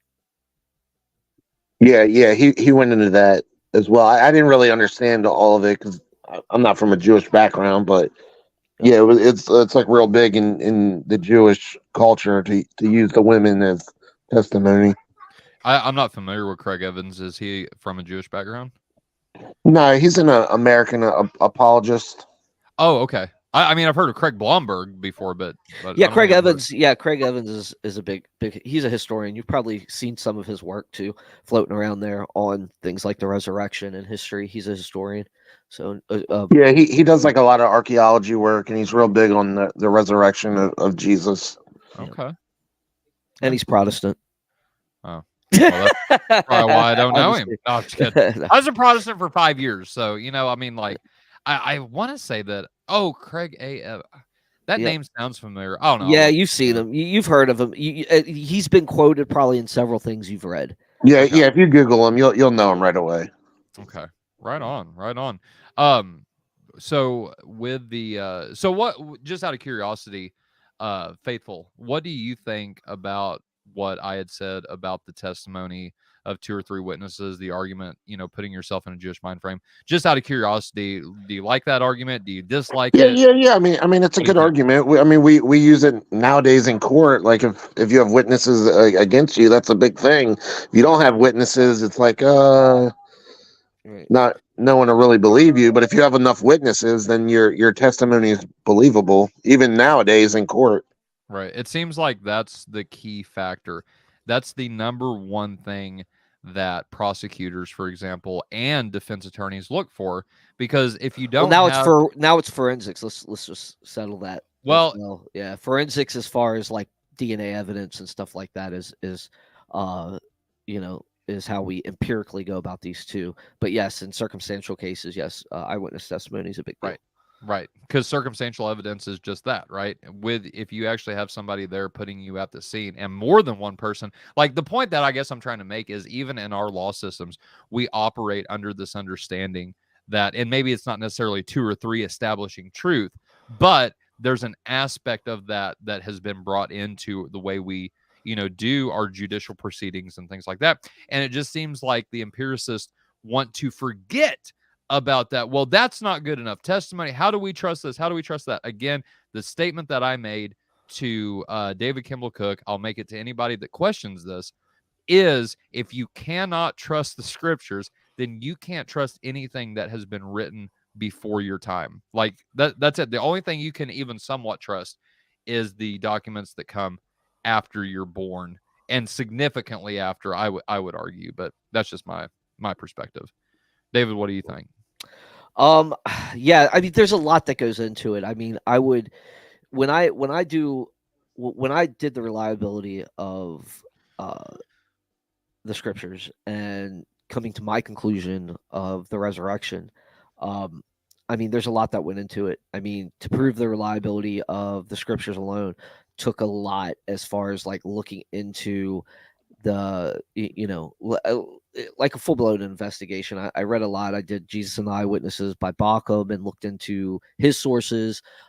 Did stuff that, looked into Lacona's sources and stuff. And even N.T. Wright's The Resurrection of the Son of God, his book, I looked into that. And, and this is years ago now. Whew. But I am a dad of an 18-year-old. Huh. Old man. But yeah, like seriously, yeah, it takes a lot. And there's a lot of historical evidence, archaeological evidence. There's so much surrounding it, that you have to look into. And yeah, it's a study, and that's why Paul says study to show yourself approved. But yeah, I hear what you're putting out, Tyler, and I think that's one of the evidences that has to be considered. Right on. Well, we appreciate Faithful, you coming on and sharing that with us. Is there anything else that you'd like to touch on? Oh no. I mean, if you guys want to ask me anything, you can. I don't. I've seen you in our comment section before, and I'm let me preface this by saying I'm not talking about you. So, but I've seen you on like some 3 Crowns episodes with me and Dane Von Ace, and I am disappointed. Like were you on the last one that we did this Tuesday? No, I was not. I thought you were. Okay, maybe I'm mistaken. Maybe I was, and I'm not recalling. Fair enough. But I invited, so the guys, we had a couple people from a certain camp, which will remain unnamed, but they were on there giving us some flack, and I invited them. I said, look, we've got an open mic coming. Nobody shows up, man. Like I can't stand it. People want to run their mouth in the comments, but don't show up on the streams. It's like, y'all, like, this is why we do this, for y'all to come on, voice your opinions and things like that. Like, I don't get it, but anyway, it is what it is. Yeah. Everyone's a keyboard warrior. I'm telling you, Sean Heath says, how do we come on? Go to our YouTube platform, Sean. Like, I'm pretty sure Sean was one of these guys. So, Sean, go to YouTube, type in Faith Unaltered. You will see us live, right? Then you look in the live chat and you see David just posted it again. So the link to our StreamYard is in the live chat. So you are more than welcome to click on that. You will pop up in our studio and we will add you to the conversation. So that's how you join. I think. Did you have Kelly Powers on the other day? I think I was Yeah. on when he was on here. Yeah, we had Kelly on. We've had Kelly on a couple times. So the most recent video that we did with him, we were reviewing his debate with Sean Griffin. That he did on the Standing for Truth channel, I think it was. Yeah, so, I've had Sean on my channel before. He's got some strange views. Strange is understatement of the year, my friend. I'm actually hosting a debate with Kelly Powers next week against the binitarian on is the Holy Spirit a person? Dude, okay, so Kelly was telling me about that. So this guy first of all, can you tell me who Kelly's debating? Mario Shepard, binitarian. So he's a binitarian. Wow. See, I've never ran into a binitarian before. Now I've read obviously about them, Jewish, this stems from Second Temple Judaism, but to actually meet someone that self-proclaims binitarianism without going the full route into Trinitarianism, that's interesting to me. Have you had him on your show doing like a solo episode with him, or is this the first time? Yeah. Actually, I did. Can you link me to that? Like, I'm not sure. Do you follow us on Facebook or? No. I'm actually just stumbled on this channel. Okay. A couple times just recently, maybe in the past week. Bro, if you I'm not even familiar with any of you guys. Oh, fair enough. Let me give you my email. If you would you link me to that discussion? Like, yeah, absolutely. Yeah. I've had discussions with a lot of well-known apologists, which is funny because I've always been a biblical Unitarian, so I've always been a heretic. But people have always come on and had conversations with me and just laid back. Right on. Here's my email. faithunaltered@gmail.com. If you would link me to that discussion, I will check out your channel. And I would love. So you said you're a biblical Unitarian? No, I was about 6 months ago. Okay. So I'm kind of leaning towards Orthodox now, but I'm not all the way there yet. So I believe that Jesus came forth from the Father before anything was created, and then Jesus created everything. Okay, so let me ask you this, if you don't mind. Was that one of the primary things that led you out of Unitarianism, or what? If there was one thing, what was that one thing that led you out of Unitarianism? Well, I think what led me to biblical Unitarianism in the first place, I used to be a oneness Pentecostal. Right. So biblical Unitarian and oneness kind of have like the same format. Sure. And I came to the realization that Jesus wasn't the Father. Okay. So instead of me getting rid of all the doctrine I already built, like Jesus didn't pre-exist and yada yada, it kind of rolled over real nice into biblical Unitarianism. Mm-hmm. And then the more I studied, I realized that wasn't right. So did you come to this conclusion just by Bible study, or were you watching like debates and reading different Trinitarians, or how did you come to that?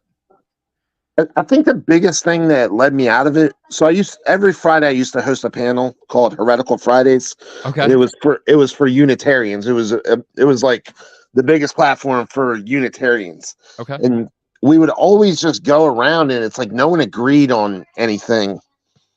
And I was like putting it together. I'm like half these guys don't believe in the virgin birth, half have some like weird view, like thinking Jesus was a sinner, like all these crazy views. And I sat back and I'm like, there's no way that this is right. This can't be the truth in any way whatsoever. So then I began to study the early church, which I'm still doing now. And so I just finished reading all the ante-Nicene fathers, and I would say Irenaeus against heresies really helped my understanding.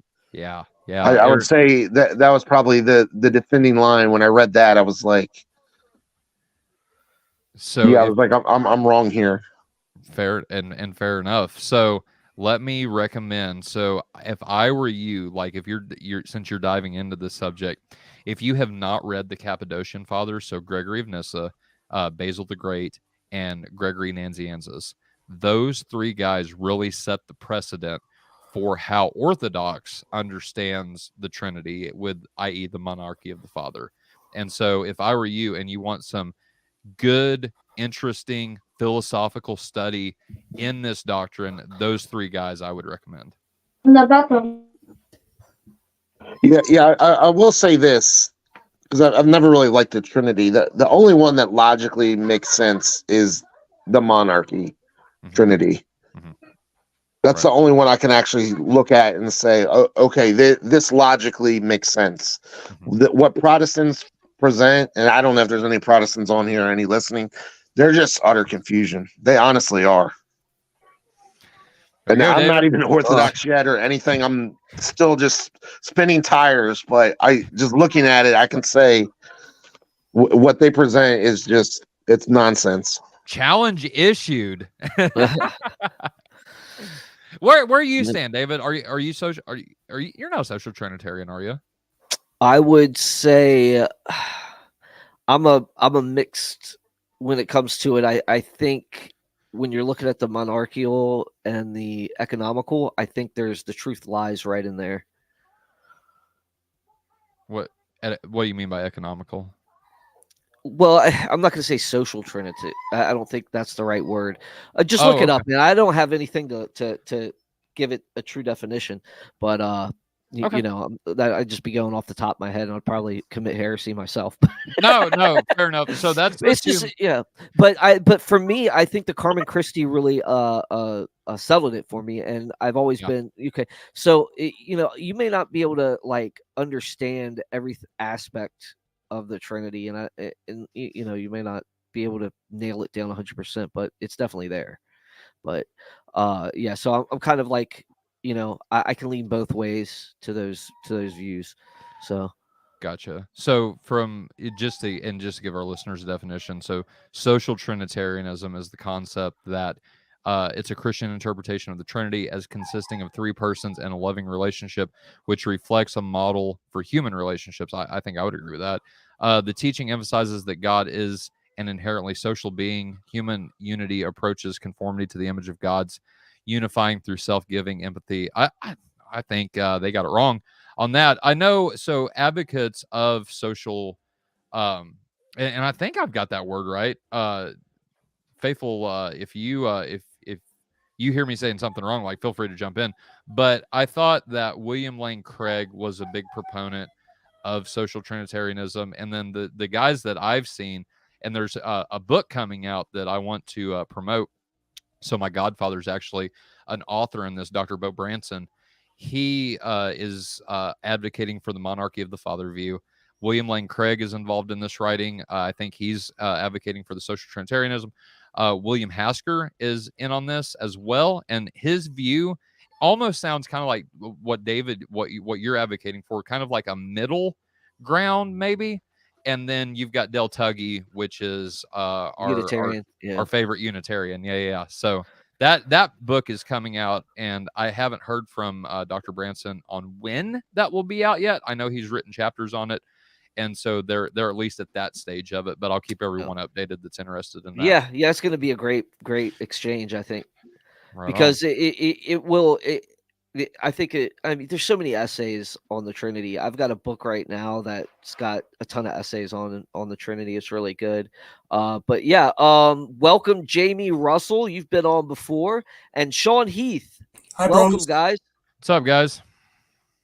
I got a question. How you doing? Oh yeah, Sean. I mean, shoot, go for it. On the Trinity, something I've been thinking about lately. So a lot of people like really flip out about, and by the way, I'm a Trinitarian. So, but people are like, you have to affirm that the Trinity is, you know, the biblical view, but then they have other doctrines that kind of defy what that would entail. Like, you know, I don't have anything in mind, but it seems like who cares if you believe in the Trinity if you don't? Like, doesn't it matter because of the implications and what that looks like? I mean, you know, like if you thought Jesus and his Father had different ideas or something, but you believed in the Trinity, that it seems like that would undermine the whole thing. You know what I mean? You get what I'm saying? Yep. So me, my co-host Dane, and my other co-host Joshua Davidson. David and I haven't really discussed this, so this might be interesting that you bring this up. But what we've realized is that they're within the idea of penal substitutionary atonement. Now, does this apply to everyone that believes in penal substitutionary atonement? I don't know. But from my understanding so far, if you are a Calvinist, specifically because of what the writings of John Calvin say, and I think, if I'm not mistaken, Luther, so this would be only in Reformed camps, you you basically cannot hold to PSA from their perspective, saying that the Father actually damns the Son, and hold to Trinitarianism at the same time. Like, they're logically, whenever you bring those two things out to their logical conclusions, there is a contradiction there. And what you end up doing is either, like I said, denying the Trinity first and foremost, or I forget the other option off the top of my head that happens. You could screw up their unity in some way, like by her. Yeah. Oh, you basically end up being a historian. So saying that the person of Christ is not just a person, but rather two persons, because I've heard some of these advocates will say that they damn the human person of Jesus, but the divine person of Jesus is not damned. Well, that's two persons. Oh, yes, that's yes. Nestorianism, and so you got a problem there. But you're right. On the flip side of that coin, there does, if the Father is actually damning the divine person, because monarchical Trinitarians, we would say that Jesus is a divine person that's wrapped himself in human nature, right? That's took on human nature in some way, shape, or form. And so, with that being said, if you have the Father damning the divine person, the Logos, at that point, then yes, you have a major fraction within the Trinity, and it would seem like the Trinity would dissolve at that point. You cannot have the Father damning the Son. Did I think the first time I talked to you, I can't remember which exactly thing I brought up to you, but like I don't know if you remember, but like I always thought that. So I'm not a dualist, so there's all sorts of issues. I've been called an historian for this or that reason, but it's like it's difficult. Jamie, you are an historian. No, I'm just kidding.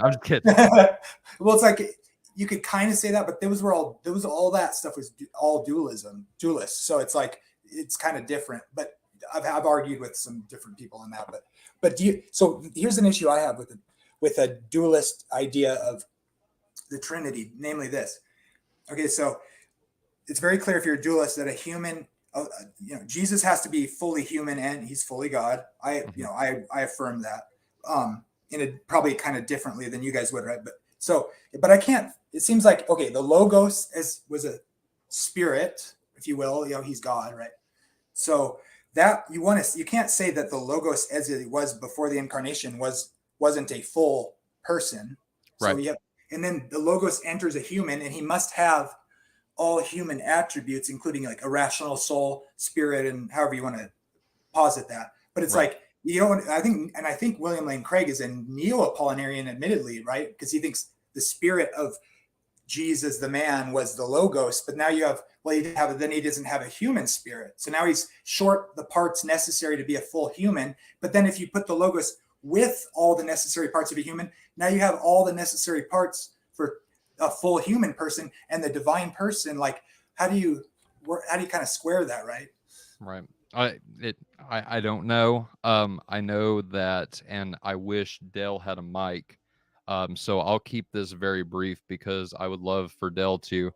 I don't like the fact that Dale can't defend himself at this point, right? And so I don't want to say anything too off the cuff without Dale actually being able to respond. And so I will say this: Dale and I've had these discussions before, and ultimately I end up disagreeing primarily with him on that point. That and David, maybe you can be the voice of Dell, because I think you're more familiar with William Lane Craig than I am. I am familiar with it, but I am not at a point where I would be ready to speak for someone else. Well, what I mean is so I think Dell's told me that he would deny the idea that Jesus is 100% God and 100% man. Like that's all the further I was going to go with that. Oh, okay. Because like I said, I don't want to start arguing against that without Dell being able to respond. And so, yeah. But I think that's true, and that's one of the primary reasons I disagree with Neo-Apollinarianism or whatever label you want to call it. So yeah, I hear you, Jamie. Yeah. All right. Well, hey, we got another guest, Sean Heath. What's up, Sean? He spoke. Sean, Oh, I think Sean didn't you? Yeah, he asked. I said hello. Yeah. Right on. Do you got a question for the panel or anything? It's a little off topic, but I did. Yeah, what's up, man? Okay, so I've only seen you guys once, kind of through a friend on Facebook, and 32 years of my life I was a Calvinist, and so both sides of my family Reformed Baptist, and 10 years ago I was persuaded out of that. I lost my third child, and so I started asking friends, our pastor, what do we believe whenever it comes to like where do children go when they die?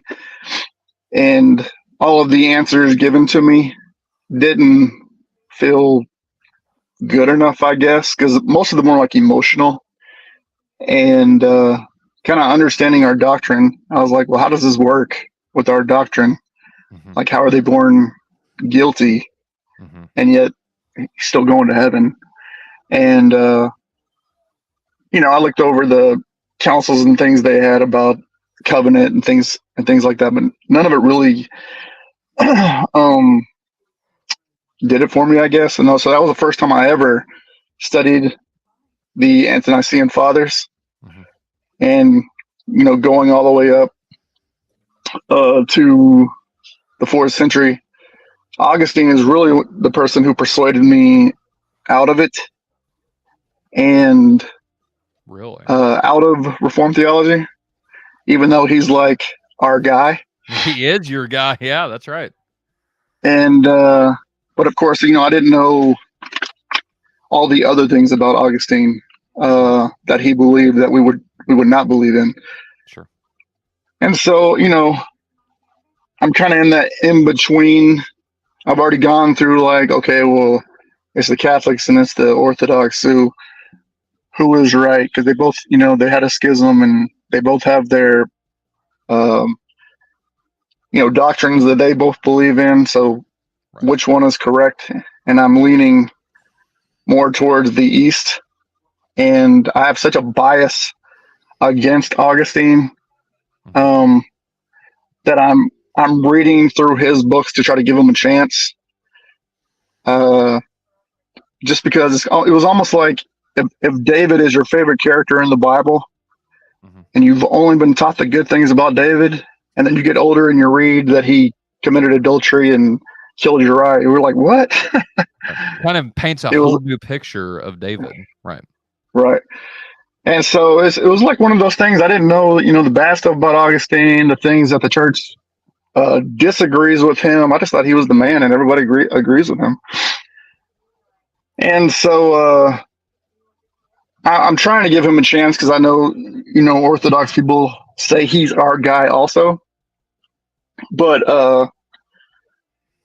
I've been talking to a lot of Calvinists recently, even today, and we're going over Romans 5. And it has to do with the differences between, his view of original sin, how Calvinists see original sin, and then how the Orthodox see ancestral sin. We're not born guilty. Even though we are born mortal and we are going to die because of Adam, you're guilty of your own sins. And so I was trying to go through Romans 5 with them, and they just completely believe like we're guilty. And the topic came up about babies and children. And I was telling them how, it's Orthodox, East and West, that they baptize children in history.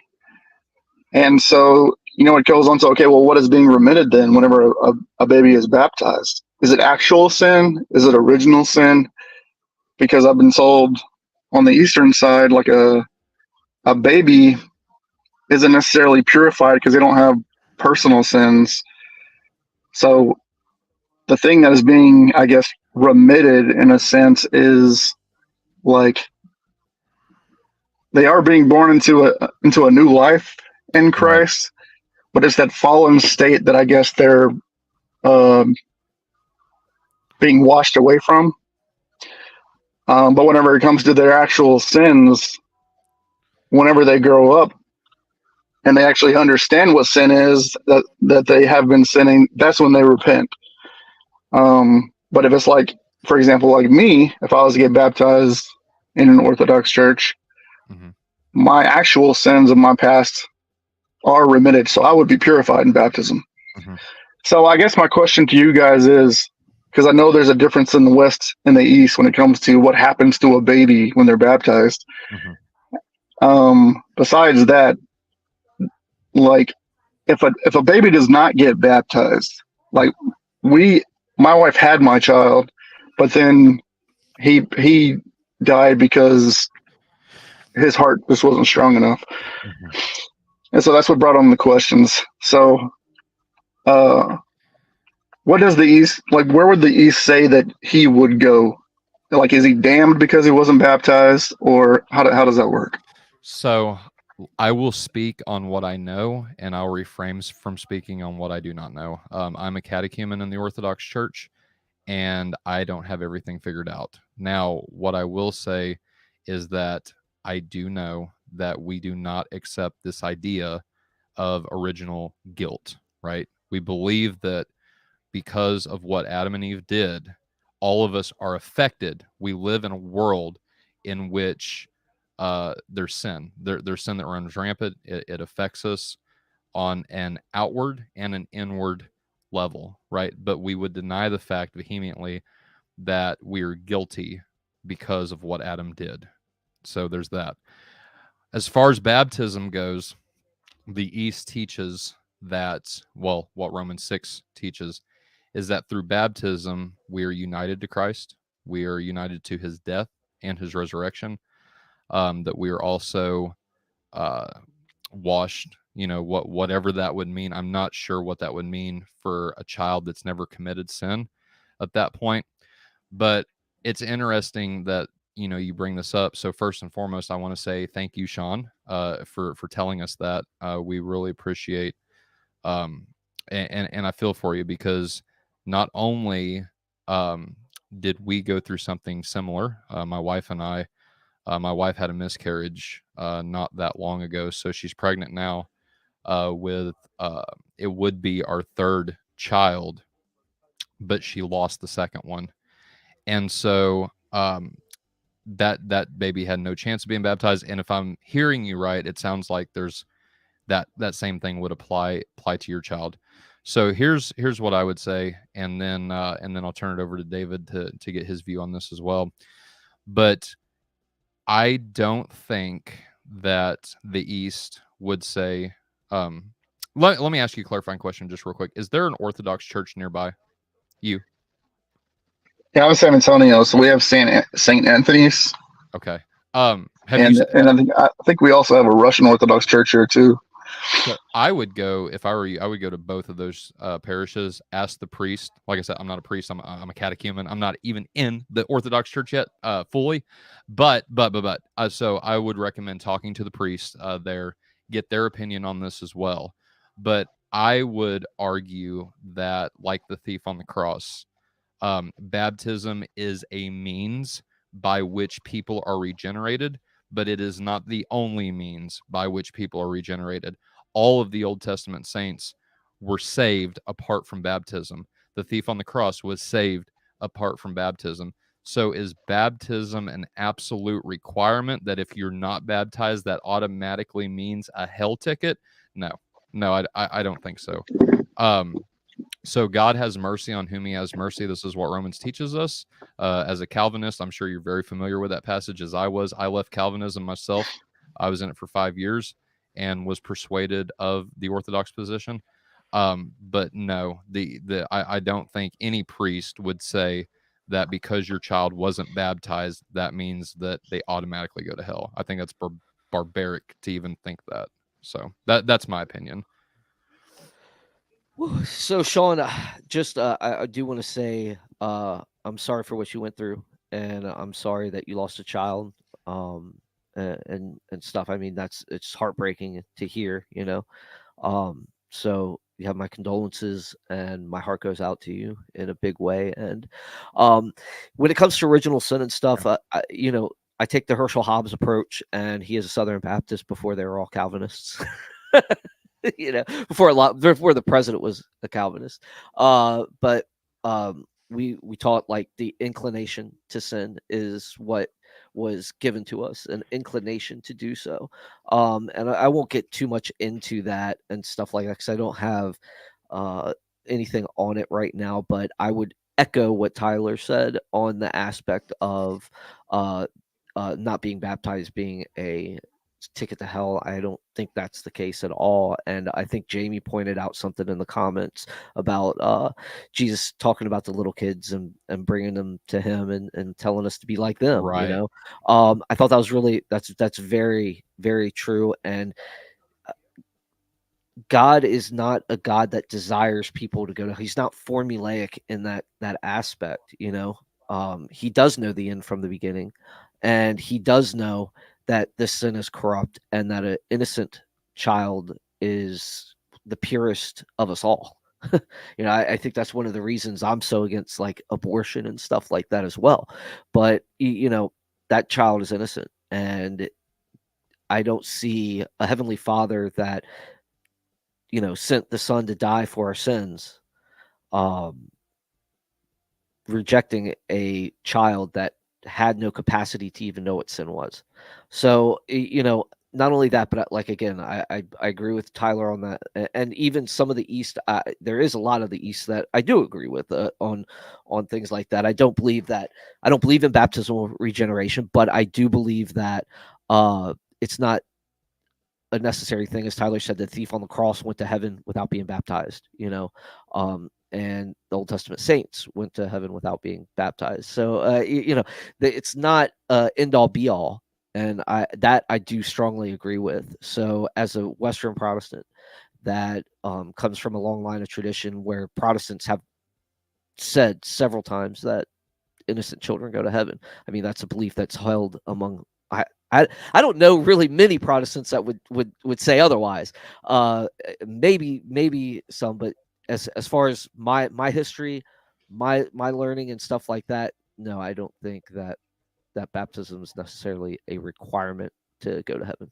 Keep in mind too, one thing, Sean, and I'll just tack this on at the end, just to reiterate what David said. Jesus said, "Let the little children come to me," right? And if we do not inherit the kingdom as a little child would, we won't inherit it at all. And so I think that speaks volumes in and of itself. So, very big. Yep. But we appreciate your question. Is there anything you want to add to that? Yeah.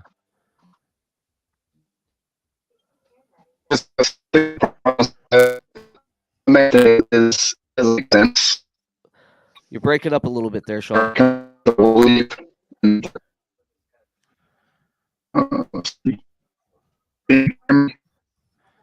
No, I know what you said, but that's a little bit better, but you're still breaking up pretty bad. Try turning off the now. Say that again, Jamie. If you try to turn off the camera, it might help. I'm not sure. Yeah, try Sean. Try turning off your camera and just leaving your audio audio better? on. That's a little better, yeah.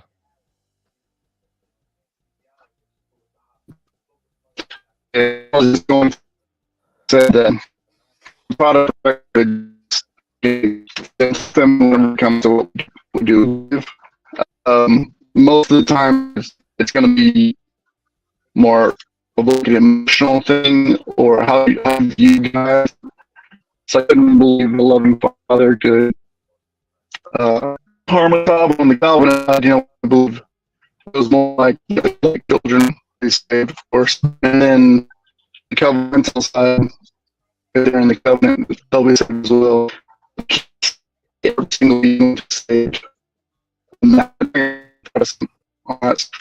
other thing that persuaded me was the answer. Hey Sean, I don't mean to interrupt. I don't mean to cut you off, but we're not catching anything. We're trying to let you talk, and and hopefully it will come in, but it just keeps breaking up, brother. I don't know what's going on. You were coming in very, very clear whenever you asked your question. I don't know what changed, but we're not hearing anything. Like it just, like I said, it keeps cutting in and out. I hate to cut you off, man. I know. Yeah. Maybe try logging back on. Sean, if you're still watching, maybe try logging back on and then coming back in and see if that helps. Whenever you come in, keep your camera off, and that will that should take care of it. If it doesn't, then if you want to type out your question or email me a question, I can address it right now.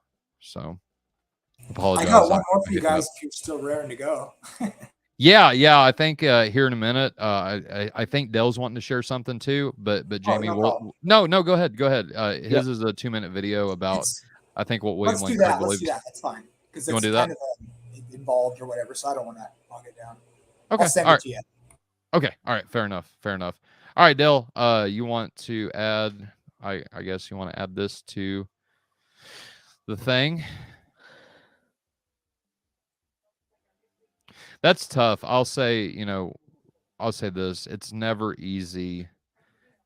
I'll just say this, that whenever Lacey and I lost our second, that was one. I've never been through that before. And that affected me for a good little bit. There were times whenever I would just look at Lacey and just I would break down, thinking that, like what happened, what did we do wrong? Because the first time, she got pregnant, we had Kelsey and everything was fine. And then the next time she gets pregnant,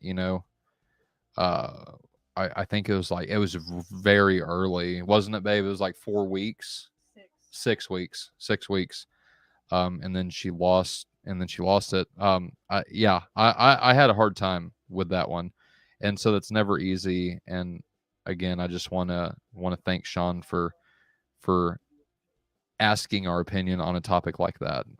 That's very personal. And so we're honored to answer that question. So. Yeah, I'm just getting pinwheels here. Jamie, why don't you go ahead and while this loads up, answer or ask your question real quick. Dale, Dale, send me the link in the private chat and I'll try to add it from mine. He's pinwheeling too, still Sean is. Yeah. But okay. I'll let him try to get back on too. But go ahead, Jamie. It's, I'm blanking on the verse. It's where Satan's tempting Jesus in the after he's fasted for 40 days. What I blank in the verse. It's like Matthew 4, ain't it? Yeah, it's Matthew chapter 4. Yeah. So do you mind pulling it up, or I can do it? Yeah, I can. It's something I was noticing when I was reading it that I think people kind of gloss over, and I'm not even sure I have the right answer per se, but I think it's easy to kind of go and miss this one thing. I'd be curious what you guys make of it.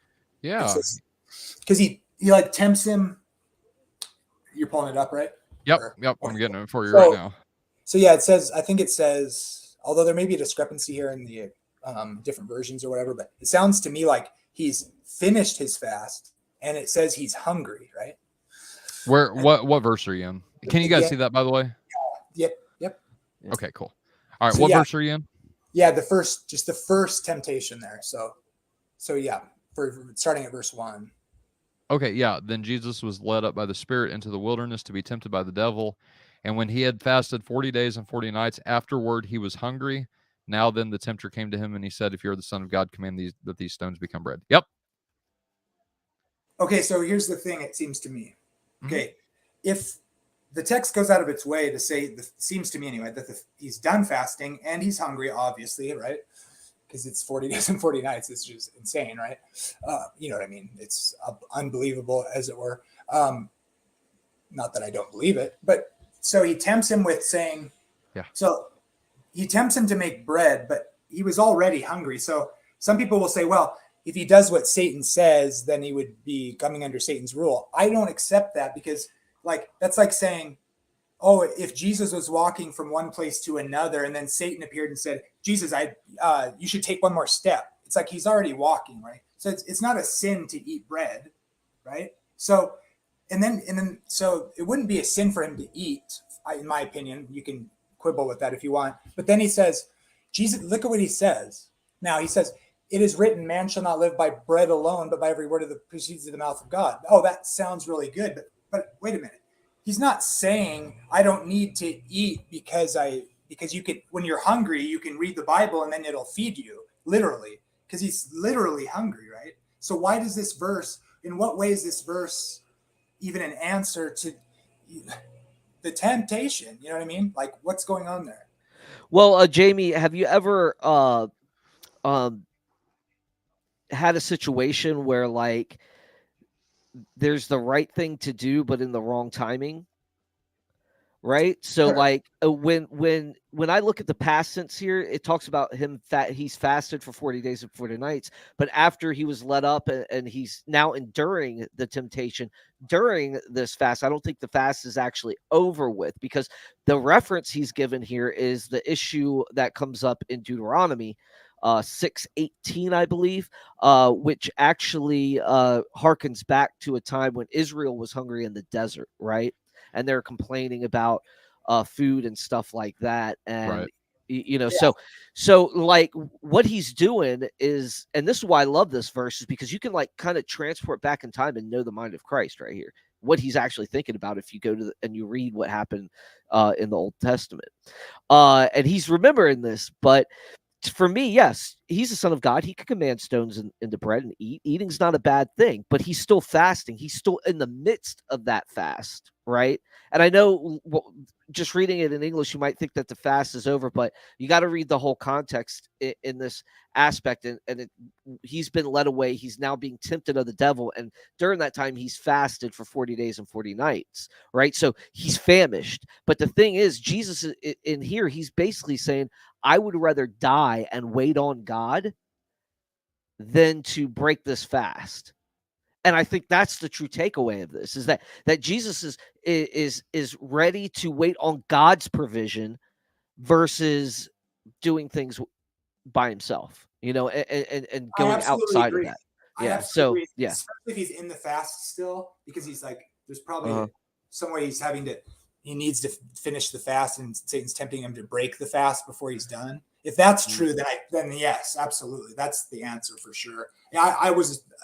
It just seems like it's saying the fast is over and then this happens. But if that's true, I don't know I've heard people make that case. When I read it, it seems like it's saying afterwards. But if that's true, absolutely, amen. And Yeah, also, and the thing is if you notice, he's waiting this whole time. He's waiting on God to let him know, and God to bring him the food, the manna. That's the point. He's waiting for God to provide the food, right? He's waiting for the spirit. He's waiting for the manna to come from heaven, right? And this follows the same trend in the rest of the temptation. So when you look at it as a whole, you realize that Jesus is saying, look, it's good to eat. It's good to fulfill my needs, but it's not good to not to do it within my own power. I'm trusting in God in this. I'm at a time. I'm in a period of time where I have to rely solely on God, and that's what He does there. And I think that's the beauty of it. Tyler, you're going to say something real quick? No, I was just gonna. No, you're good. You're good. No, finish your thought for sure. But I was just gonna say also, I think given the bigger picture of this, if we zoom in to just this temptation, keep in mind too, Matthew's writing this to Jewish audience that, like David said, would have not reconciled, but would have connected this back to the Israelites, whining and complaining in the desert. And so I think what also is happening here is this idea of arguing from the lesser to the greater, right? And it's not just about the bread. It's not just about the stone, or, turning the stones into bread to fulfill your own needs, right? But like David, or I'll just reiterate what David said, but waiting on God at that point, in the general context of everything else that's going on here at this point, waiting on God to provide for those needs. So yeah, and I would agree too. I haven't looked at the Greek. I would love to see if there's any grammatical hints, or if there's anything that would say whether the fasting has actually broken, right? Because I hear what you're saying, Jamie. I think that's an interesting point. Yeah. So you guys just a couple thoughts real fast, because so I loved what you said about because I kind of have this idea, I'm not like sold totally on it, but because I wonder like how Jesus is tempted like we are, but I also think it's kind of weird to think that the Son of God, who like gave the law and knows what sin does and it's how it's bad, like I wonder about how he's tempted. I think in what you said, that's kind of something I've been mulling over, and kind of I feel like it's right, but that Jesus is there's a part of the humanity of Christ is showing us ultimately how to depend on God and not ourselves. And so there's a sense where like, if he uses his power here, maybe it would be like failing to depend on his Father. And I do think, like you said, I wonder what you make of this. It almost seems like there's this weird connection where Jesus is like being faithful when in a way that like correlates to how Israel wasn't necessarily faithful, right? Like he's doing it right. Right. Failed at. Where they failed, he succeeds. Absolutely. And to go back to this passion thing that you were talking about, right? It's not a sin to be hungry, right? But what would giving into the temptation, that's whenever things become sinful. So for example, right, we all have passions that, and as humans, you said, how can Jesus be tempted? Jesus is 100% man, like we would say. We're getting ready to watch a clip from Craig here in a minute that kind of goes back to this. So I don't mind bringing this up again at this point, because it's going to be relevant here in just a second. But Jesus is 100% man, and so Jesus is hungry. Jesus is thirsty. Jesus, has these passions that we have. But what does Hebrews, I think it's 4, say? Made like us in every respect, and yet did not sin, right? And so he is tempted in a very real way, because I think the text says that he's hungry. Yeah, it says it right there in verse 1. He was famished. I mean, I think the Greek 40 days. Yeah, well, the thing is if you look at the beginning of the passage, the context defines what we're to make of it. Right. Jesus was led out into the wilderness. Israel was led out into the wilderness. Those are correlating, and the thing is you have to wait on God for the food, the manna to come. That's the whole kind of image that Matthew's trying to give you in this part of the end of his first discourse, I believe. The exact opposite of what happened with Israel. Exactly. And not only that, but like Jesus's whole mindset of waiting on the Father to provide, not doing things in your own strength, but waiting on and willing to go hungry, willing to die as a man. As a man to wait on, and he has an internal focus here, an eternal focus, right? His mindset is on eternity, basically. And what that even I would die, even if God doesn't feed me right now, I'll die and still and not make these stones in the bread. I'd rather die than what if I said this? What would you say to this? I believe that Jesus never used his power to self-service. I think he only used his inherent power to serve others. What do you make of that? Well, of course. I think that's one of the monikers of his life and ministry.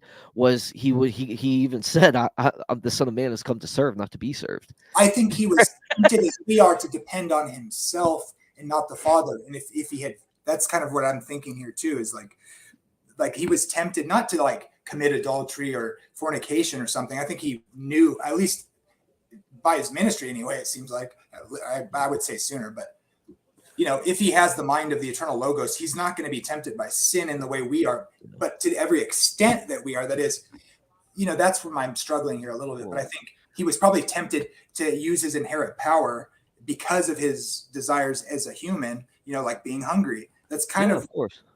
Okay, cool. You mind if I ask something? Yeah. Oh, yeah. Go ahead. I want to get back to you. From what I've read, when it comes to the hypostatic union, as a man, he's tempted outwardly, but he's not tempted inwardly. That's an interesting way to phrase it. Yeah, I haven't heard that. I have. Yeah. I think I would also say there is that human aspect, right? He is in a human body in this. So yes, I mean, even you see it in the garden when he asked for the cup to be passed. I mean, going through the cycles in this human state, he was going to deal with real pain and suffering on a scale that's unimaginable. So yeah, there's a lot to it there. And but Sean, you had a question. I do want to get back to that real quick, and let you ask it. So yeah. Okay, sorry about that, Russell. I think what I was going to say. I was in my van. That's why I was probably giving me issues. Yeah. One of the things that persuaded me is whenever I was reading about baptism, the type that they used was the Exodus. And so Jesus is our Passover. God redeemed his people, which means he rescued them. And then those who left, they were baptized into Moses. Moses is a picture of Christ. They were baptized in the sea and by the cloud, which is born of water and spirit.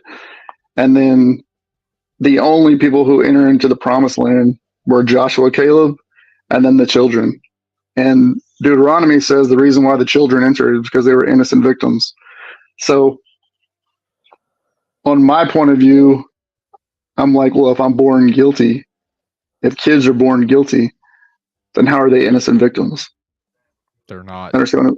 They're not. And so on the Eastern side, whenever I was shown we've never believed that we're born guilty, it made more sense to me. Then on my Protestant side, someone just telling me, well, God's good and he's going to make a just judgment. It's like, I needed it to make sense in the sense of how can a guilty person be passed over or given mercy? Because if there's no partiality with God, why is this person given mercy, but all these other people aren't? Right. You don't want justice if you're guilty. Yeah. Not on that level anyway. You know what I mean? Because there's this idea even within the Orthodox position that justice, and we did an episode, I don't know if you've seen it, Sean, or not, but we did an episode a while back on justice, whether the main primary aspect of justice is reconciliation or retribution. And I think that you would benefit here. I'll link to it in the private chat. That's great. Yeah, and we did that with Sherman and Dell. Sean, this is not a Protestant Eastern problem. Okay, this is for me. Right. This is a how do we reconcile some doctrines that have been around for so long? That's why this debate has raged on since the early church. I mean, you have it in the early church. You have it really exasperated when Calvin comes along, and Calvinism comes out of that, and there's traditional Protestants and provisionists for years that have disagreed with Calvin on this and took more of an Eastern Orthodox stance, and even went against some Catholics that would have probably promoted the same thing. So I mean, it's just that it's been an ongoing thing. It's not just a Protestant Eastern Orthodox Catholic thing. It's been really a Christianity trying to figure this out type thing. But I understand that Calvinist, it's a hard sell for them sometimes because, I don't hold to that at all. So, well, guys, if Romans 5 teaches that, thank you. Sorry. If Romans 5 teaches original guilt, then you're like opening the door for the universalist position because of the parallelism there with Christ in Adam. So right.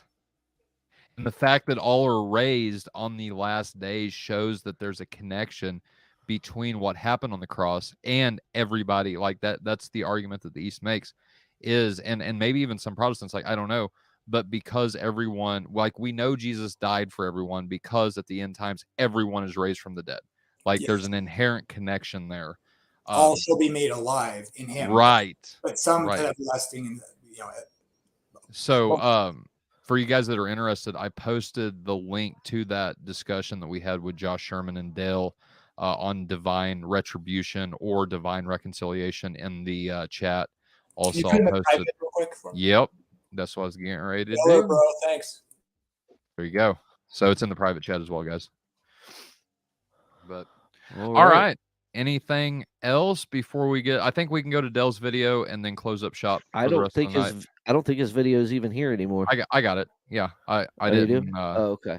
Yeah. Hey guys, I appreciate you. Thank you. Yeah, of not a course, problem, Sean. Anytime, man. Come on. Yeah, Any it's open fun. mic too. Yep. All right, For the thanks. questions. We appreciate it. All right, guys. Let's wrap then. So let me share this tabby. All right, I'll talk to you guys later. I'll be watching. All right, Jamie. All right, Jamie. Thanks Take care, for brother. the dialogue, brother. It's been fun. All right. So here is William Lane Craig, and he is discussing the incarnation with the dude from Crash Course Apology. I don't know his name. So anyway, and this is on the Reasonable Faith website. So Dale said to play it at the 18, what did he say? 1849 to what? 2147. So David, I'll be watching. I won't be on here like watching StreamYard. I'll be on where the actual video is so I can stop it. So let me know if I need to come back for anything. So all right, here we go. Okay. Now I want you to describe the model that you lay out at the end of your chapter on the incarnation, and you call this the Neo-Apollinarianism or Neo-Apollinarianism view. Yes. So can you just describe that for us? My view is a rehabilitation, if you will, of Apollinarianism to try to remove its deficits but preserve its insights. And so the first plank in this Christology would be to affirm with Chalcedon that in Christ we have one person with two complete natures. It seems to me that that is correct. Secondly, I want to say with Apollinarius that the Logos is the rational mind of Jesus, so that Jesus Christ is the second person of the Trinity. Therefore, there is only one person in Christ. There is not a human person. There is no man, Jesus of Nazareth, who is a human person. You have a divine person who has a human nature. Now, what about the problem that in the incarnation, then, there is no human soul of Jesus? If the soul or the rational of Jesus is the divine Logos. Well, what I would say is that the divine Logos brings to the humanity of Christ everything it needs in order to become a complete human nature. What you have already there is a biological body, a hominin body. It's not fully human. Why? Because it doesn't have a rational mind. But in the Logos, you have a rational mind, a person. And by the fusion of the Logos with the hominin body of Jesus, you have then a complete human nature, a human nature that begins to exist at conception in the womb of the Virgin Mary, and that has both a soul and a body, and therefore is a complete human nature, but it is God incarnate. Now, the problem with the Christology thus far is that it looks like Superman disguised as Clark Kent. Mm-hmm. You have the little baby Jesus lying in the manger with the consciousness of the divine Logos, contemplating the infinitesimal calculus and quantum mechanics, which is a monstrosity. So how do you get a genuine human consciousness in Jesus? Well, I think what you say is that the divine elements of his person were largely confined to his subconscious during his earthly life. Depth psychology is revealed. Okay, so I let that go on a little bit further than the 2147 mark, just to let Craig explain. Dale, oh man, where'd he go? I guess he's not in the chat anymore. But anyway, there's some things I heard in there that I would obviously disagree with. For example, he's not fully human. That this idea that the mind of the Logos being within the human body, right, of Christ, that this is how he becomes a full human, a complete, I think is the terminology Dr. Craig used, a complete human person. And the idea of the church fathers is this kind of categorical understanding that what Christ did not assume, he did not heal. And so we would affirm that not only did Christ have a human mind, as well his rational faculties were indeed human, there's this divine mind concept. So again, Jesus is 100% God, 100% man, one person, the divine logos. I think Craig gets that right, in the human nature, but then where he drifts away from historic Christianity. Now, this is up for this can be debated between people, right? But if you're going to take the historic position, you cannot say that Christ did not have a human mind. He did indeed have that. Jesus, anyway, he did indeed have that human rational faculty. So that's my thoughts on it. David, what do you think? I would like to see him actually debate this and be able to explain it a little bit differently. In his defense, obviously, in a defense of his view, because I see where he's coming from, and again, I take more the historic view as well. So I think what you said, I would second it, but our debate would come in is now what is actually defined as human. Did our church fathers, have this concept of what defined what human nature is different? Oh yeah. So I mean, you just got all these different things you would have to flesh out. But like I said, I still take the historic view on that aspect. So I just think I really would just second what you said in that aspect. It reminded me of this, where the soul, basically the ghost in the machine, right? Yeah. Is that it? No, The divine soul in the human body. It's like, no, Jesus had a human soul. Yeah. Yeah. So yeah, it's kind of like, but the way he words it, and maybe it's just me, but he's saying that is what makes him also human, because you have all the properties of humanity still there as well, and you could infuse the two to make it fully human as well.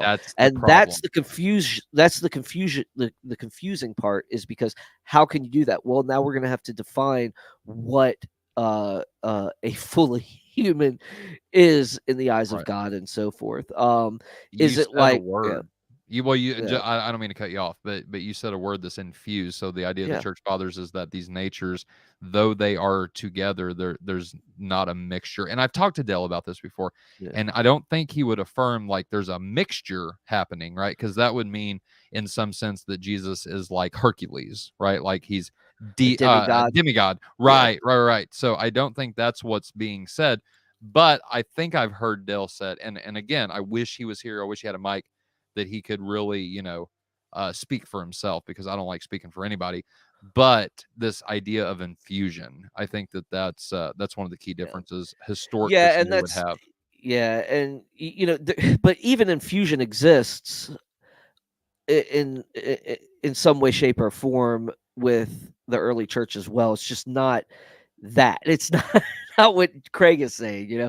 There's an infusion of humanity and God in a way, but like God becomes a man, and it's just on a different level when it comes to Greg. And that's the thing I want to be careful doing as well when I'm trying to think through these things is okay, well, how does this really work? And I can apprehend it, I can't fully comprehend it, and everybody has their little views and stuff when it comes to it. But I think when it comes to the Trinity, if someone holds to that,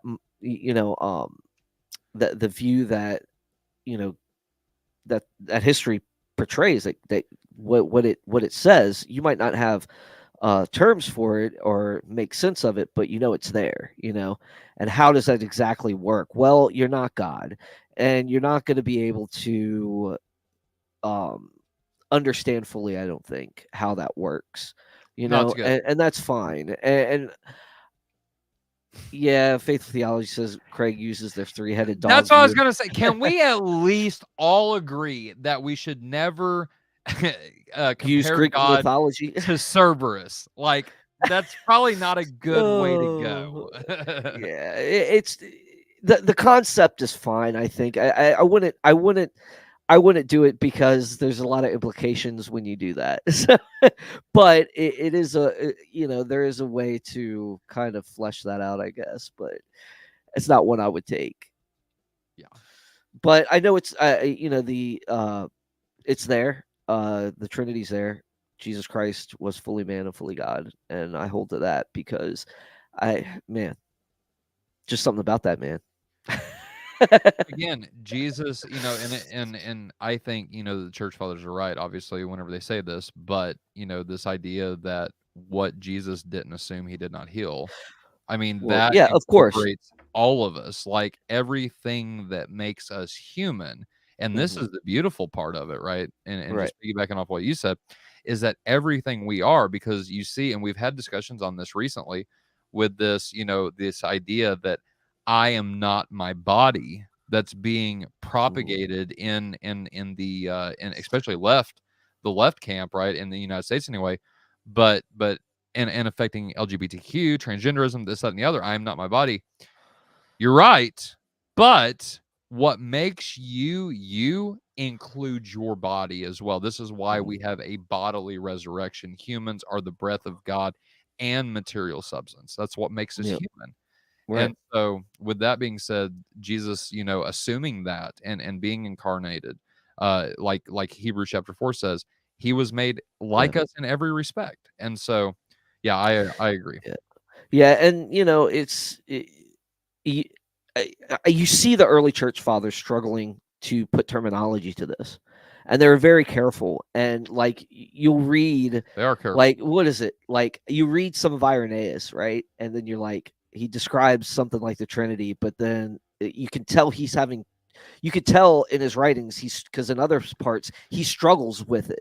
He struggles with understanding it and putting pen to paper and describing it, right? So I mean, that's you really don't get terms like the Trinity until Tertullian, and that's one guy before him. There was he was more of a contemporary. It wasn't, they're probably alive during the same time, but I know you're talking about. But yeah, but as far as writing out like a full blown or getting terminology for it, it just took time. Yeah. Because it's a hard doctrine to understand. It really is. It's a hard thing to understand. But it's in that purview of God, and if God couldn't do it, then why is he God at that point? I mean, why can't God why can't God do something totally outstanding and blowing the mind of a human being? If he didn't blow your mind, he's not God. Yeah. I mean, I get captivated by a simple sunset or a sunrise, and if I could get captivated by that, and then there's a lot more than that he's done and that he can do. Are you saying you're easily pleased, sir? No, not really. I'm really analytical. My daughter was telling me that again because she said I was explaining stuff that she couldn't understand. I was just like, no, it's not. It's just me being analytical. But yeah, it's just God can do things that blow your mind, man. And then there's things he won't do. Like he said, I couldn't heal all these people in this town because of their lack of belief. He obviously has some standards too, and he is the standard. So, right on. Well, we thank you all for your questions. We thank you all for interacting with us. This is why we do this. We value community, right? We value koinonia. So I think that fellowship, participation, with each other, even on a virtual space. Now, granted, I say that, and I don't say that this is a replacement for church. You got to go to church. But I think it's a wonderful thing that, obviously because David and I are co-founders of what we're doing, Faith Unaltered, we think it's wonderful. And so we think you should think that as well. But we do this open mics for y'all. We want to interact with you all, and we want to see what you got. for us. We like to be challenged. We like to, be in agreement, obviously, with each other. Things just go so much smoother whenever we're agreeing. But we like to hear from you, and we want to know what's going through your minds, what you think of the show, what we've been talking about, elaborate on some of those things, and ultimately, this is to give back. Again, we try to give back as much as we can, and so we thank you. We couldn't do it without y'all. So, David, is there anything that you want to say before we close? No, sir. You done? You're I'm done good, with them? brother. Just like I'm good. I've had 2 hours of these people. I'm done for the week. No, it's more or less is that this crink in my neck is really bad. Yeah. So, well, I'm glad I'm you. done. Yeah. You'd mentioned that before, so I'm glad you stuck around for the entire thing. Yeah. But that was good. So obviously, I'll take us out. We are doing the giveaway and so $100 giveaway, and Josh Davidson is getting his head shaved by his lovely, beautiful wife, Emily Davidson. She is taken off that mop he's got on his head. And so that will happen November 3rd. Again, we're doing the $100 Visa giveaway. So to be entered into the hat, all you have to do is subscribe to the channel and show up November 3rd at 7 p.m. I'll get a list of everybody that's here. I'll have you all comment so your names pop up on the screen. Throughout the show, I'll write and make sure I got everybody down. And then we will, at some point in the show, probably a little bit later, probably somewhere in the second half, we'll do the cash giveaway, and we'll do shave Josh's head. So join us for that. On the calendar, we have got a few different shows scheduled.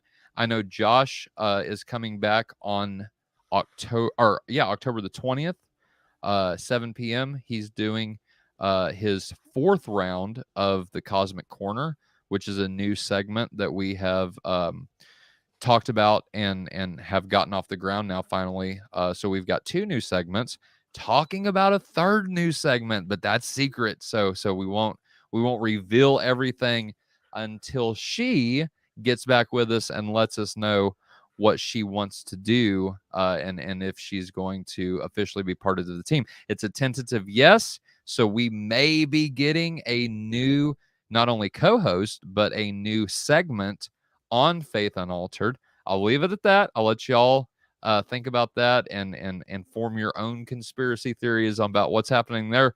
We'll probably announce that November the 3rd as well. Also, so check out next week, Friday, for Josh's 4th round of the Cosmic Corner. Before that, Josh and I are going to be on. So this Monday, check out Great Light Studios. It's Jordan Hatfield's YouTube channel. We've had Jordan on a couple times now to discuss different things. He's bringing Josh and I on to discuss us leaving Calvinism. So we will be on his channel. I'll think about streaming that to our channel as well, because I just think it'd be good for multiple people to hear that. Then on 3 Crowns, that very next day, we're bringing David Wilbur on to talk about the Messiah and his deity. So Jesus and the deity of Christ on the 17th. Then that, like I said, that 20th will be Josh in the Cosmic Corner. The 23rd, that Monday after, oh boy, we have got an Orthodox special for y'all. Jay Dyer is coming back on. Father John Whiteford is coming on with him, and Father Jonathan Ivanov. They're all going to be right here in the studio to discuss normative authority within the church and apostolic succession. So I think that will be a very fun episode for us. I think it's going to be me and Dane hosting that one, because David, I know you're at work. So we'll be doing that Monday at 1:00 Eastern time. And after that, brother, you've got the Friday on that on that week. So what do we have planned for the 27th? Not telling you. What? Not telling you. Well, I got to be prepared for it. You will. You got 2 weeks. To what? To set and wait? Like, yep. Okay, surprise. All right. Other than that, that seems about it. Yeah. Yeah, I actually got 2 things in the works right now, and one of them has to pan out. So definitely one of them will pan out. It's just getting what I want, and that's the surprise. KK. You won't need to say. Hey, you won't need to be intellectually prepared for it. You're gonna have a lot of fun if that one works out. Okie doke. So, all right. Well, stick around for the surprise, I guess. Subscribe to Faith Unaltered. Hit the notification bell, and we will see you next time. Until then, it's been a pleasure. It's been fun. Good night. God bless, and stay like Christ.